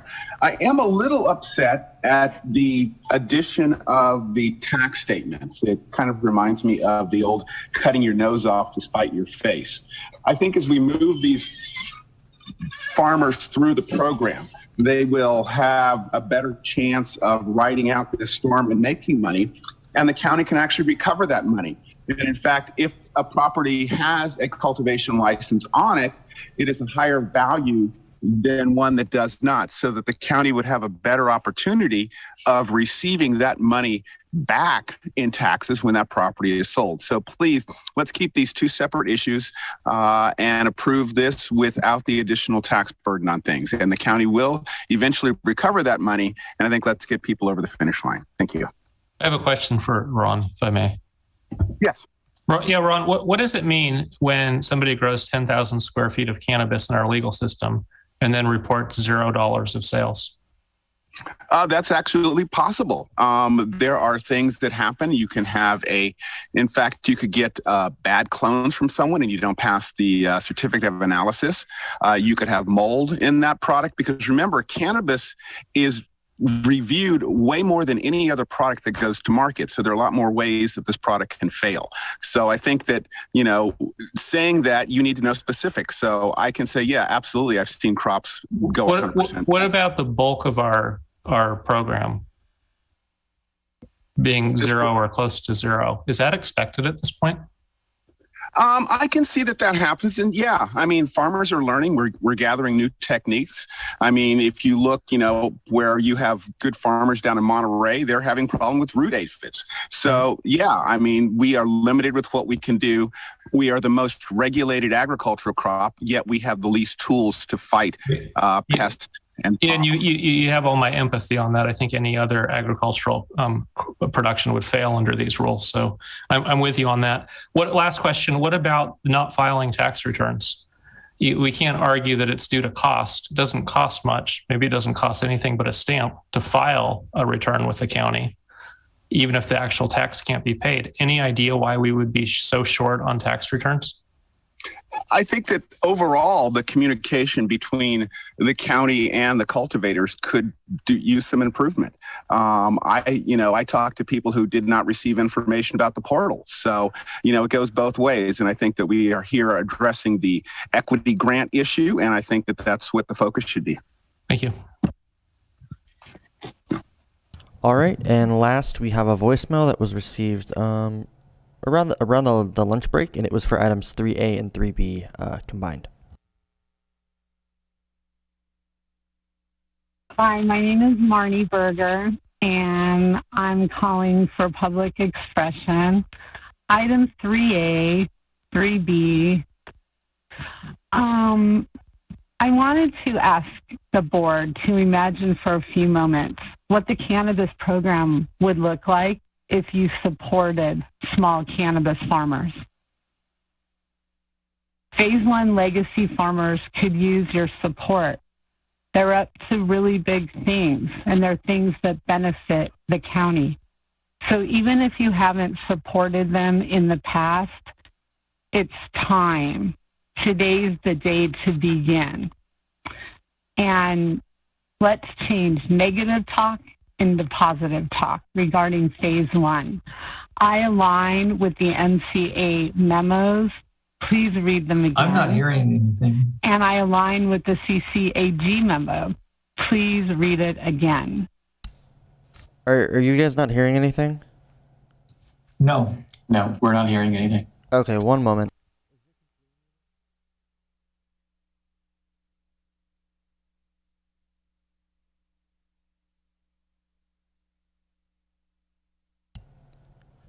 Okay, due to an unforeseen issue, we will go ahead and forward this voicemail to the 5 supervisors. Okay, Christian, I have a question. You're talking about increasing, part of the proposal is increasing the maximum grant award. Is that true? No, actually, we are not talking about increasing the grant award.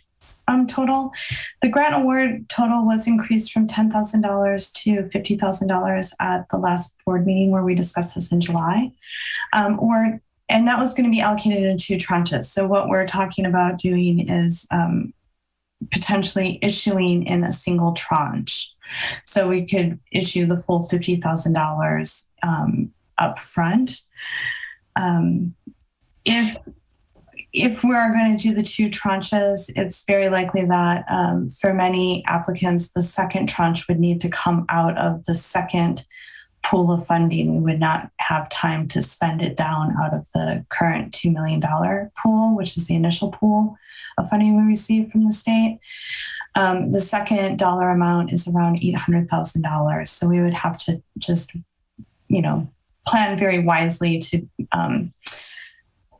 time those second tranches or make sure that we don't over allocate during the initial issuance a second tranche that has to come out of a second grant pool, which is much smaller.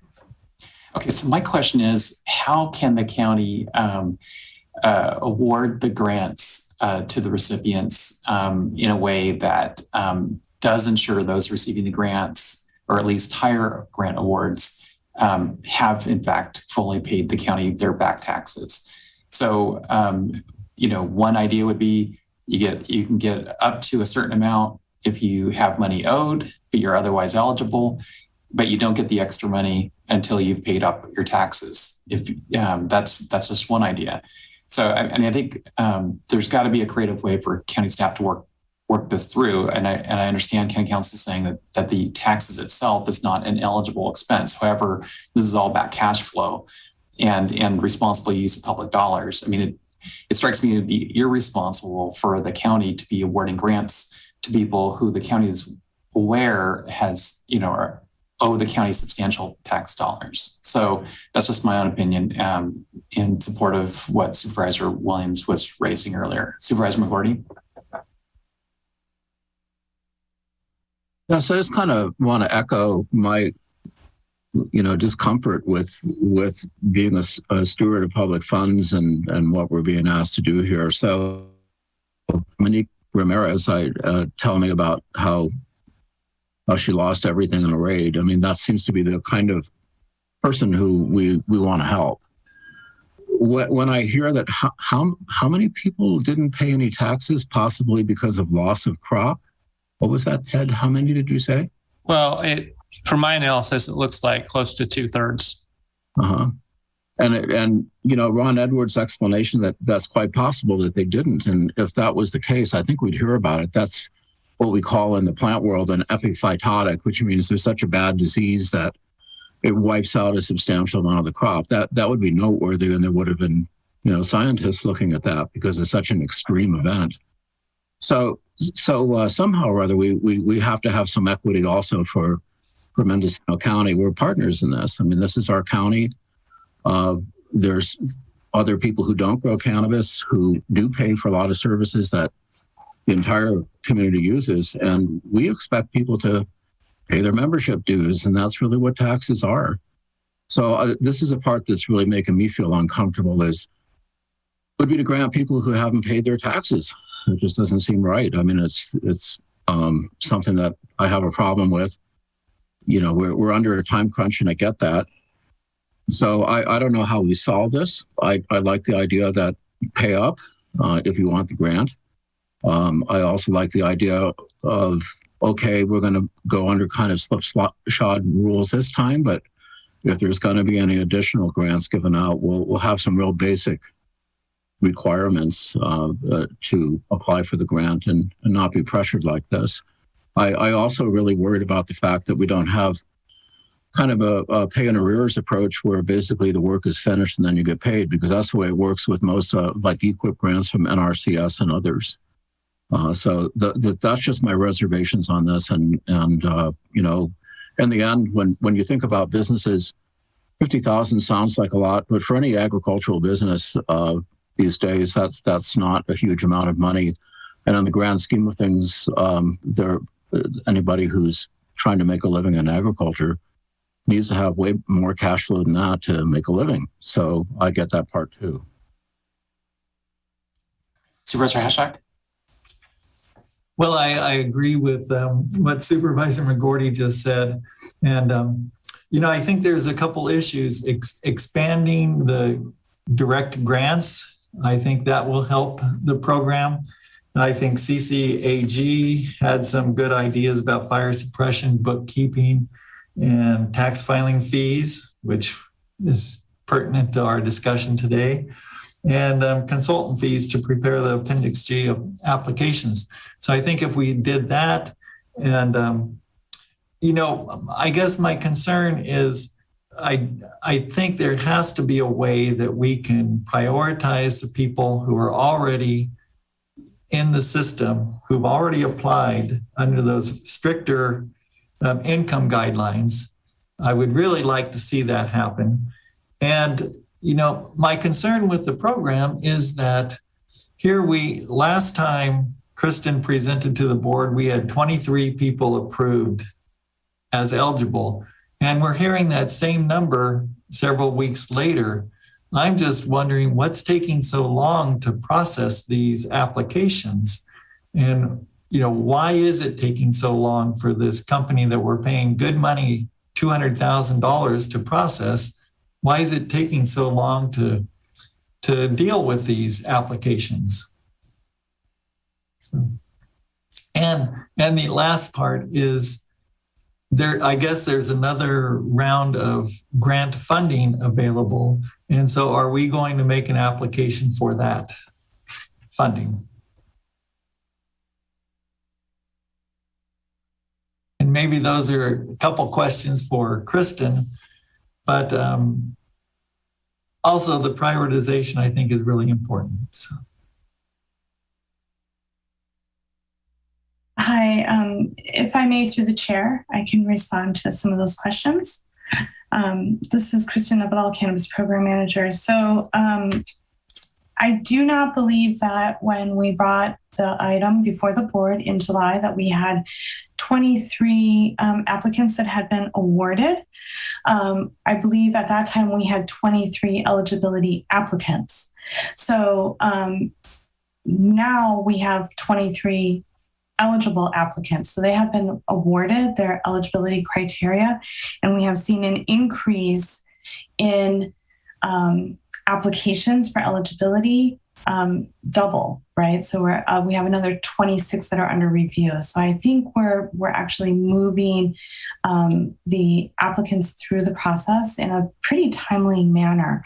The applications often need work as the applicant is working through and getting to know the process, and questions come up from the contract administrators.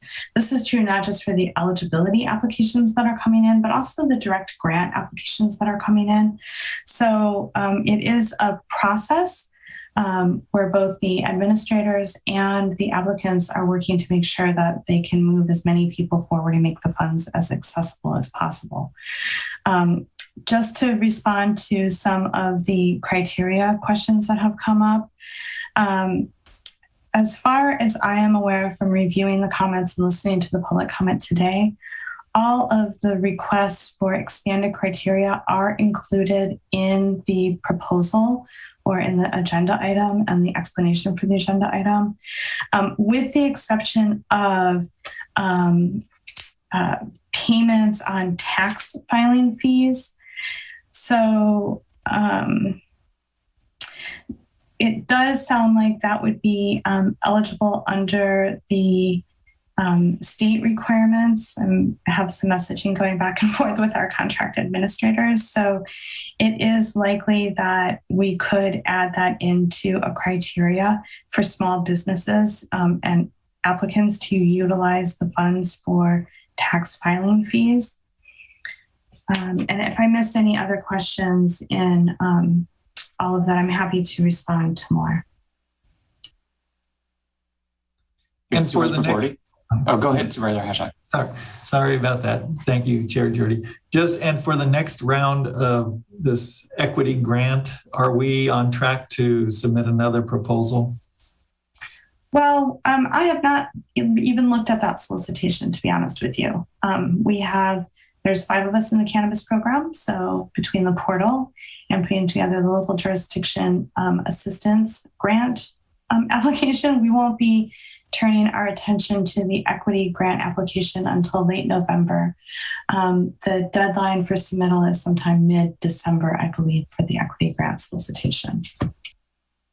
Okay, thank you. Okay. Supervisor McGordy.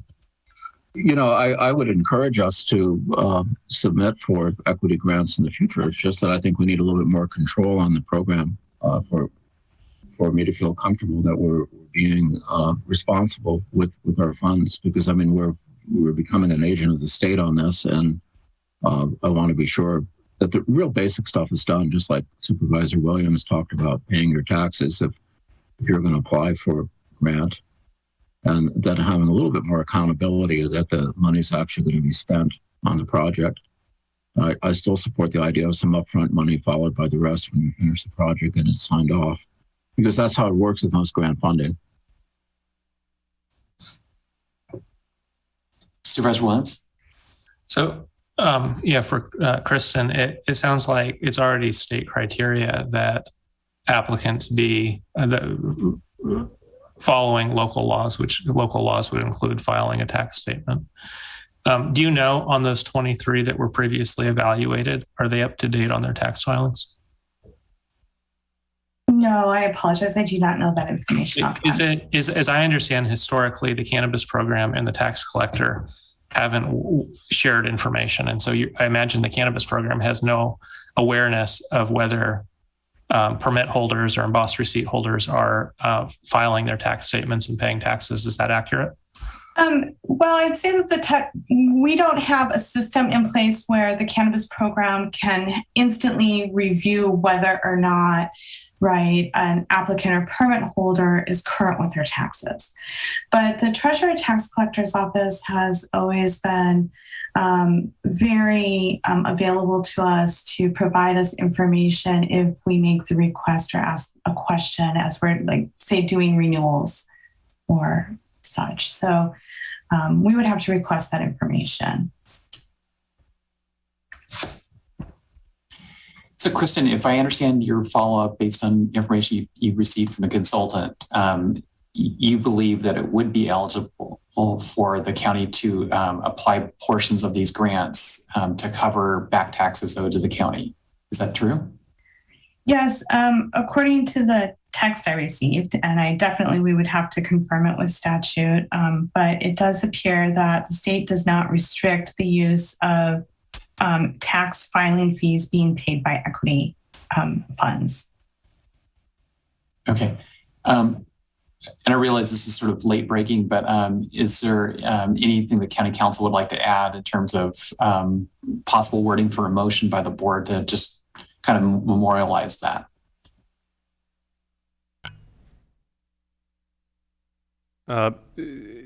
Sorry, Mr. Chair, I'm trying to think about what the best phrasing would be. I would just suggest, however it's framed, it gives a little bit of flexibilities if we look into this more and find additional complications. So I think your original intent of sort of directing staff to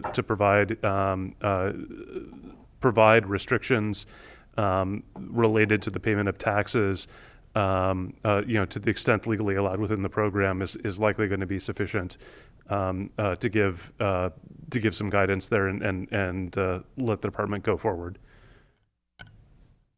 So that's included in the motion, is the second degree? Yes. Okay, Supervisor Hashak.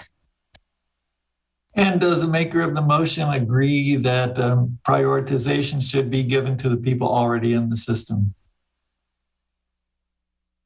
Well, I think you can only have one top priority. And if some of those 23 haven't filed with the county in 2 years and haven't paid taxes in 2 years, I wouldn't put them in front of other people who have paid, because this is a near impossible program to get through what the state has set up. We have people who've been struggling, spending every last dollar, more dollars that they don't even have. And if they've paid their taxes, I feel like they should get the first opportunity, not people who have stiffed the county. You know, it's not my money or your money, it's the people's money.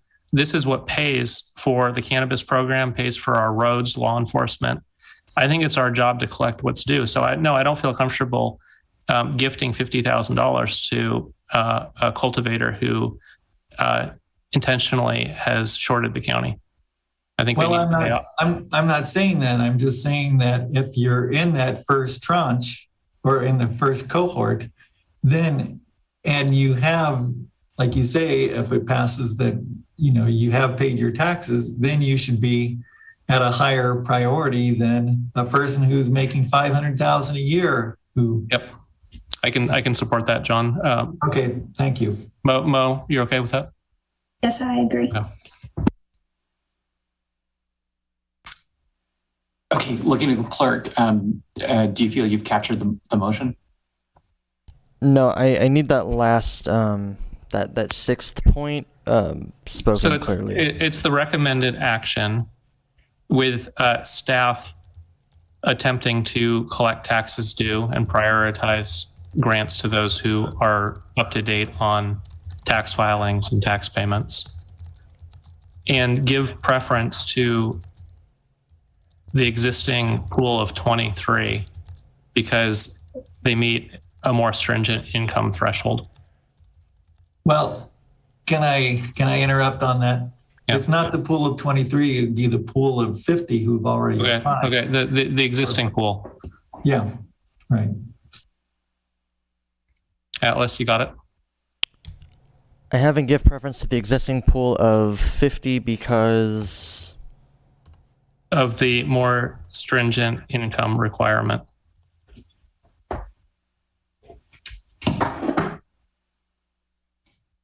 Kristen, do you have a question or comment? Just maybe a point of clarification. I think it would be fair to say that the 50 that the board might be most interested in including in this motion are the persons who have applied for eligibility and or been granted eligibility. I think that is probably the clearest way to reference the group that I think you're trying to make priority. Alice, do you have that? Sorry, I was making a point of clarification with County Council. Can you restate the last? Kristen will repeat. I think what they're trying to capture, Atlas, would be the current eligibility applicants and or eligibility awardees. Instead of existing pool of 50? That's who the existing pool is. It is the, and I don't know if there's 50, like it could have changed in the last 2 days since I put numbers into the agenda. So the safest bet would be to reference the current eligibility applicants and or eligibility awardees.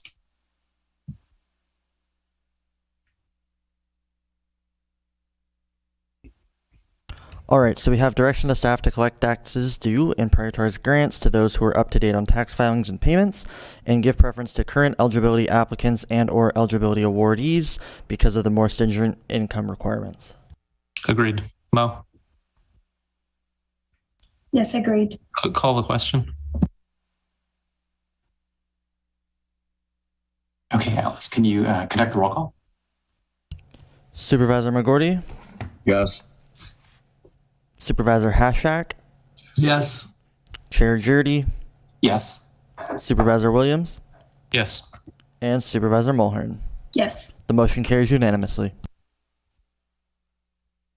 Okay, well, thank you. And thank you, Kristen, for a very active department. As small as your department is, it's incredibly active. All right, well, we are adjourned. Thanks, Chair. Thank you.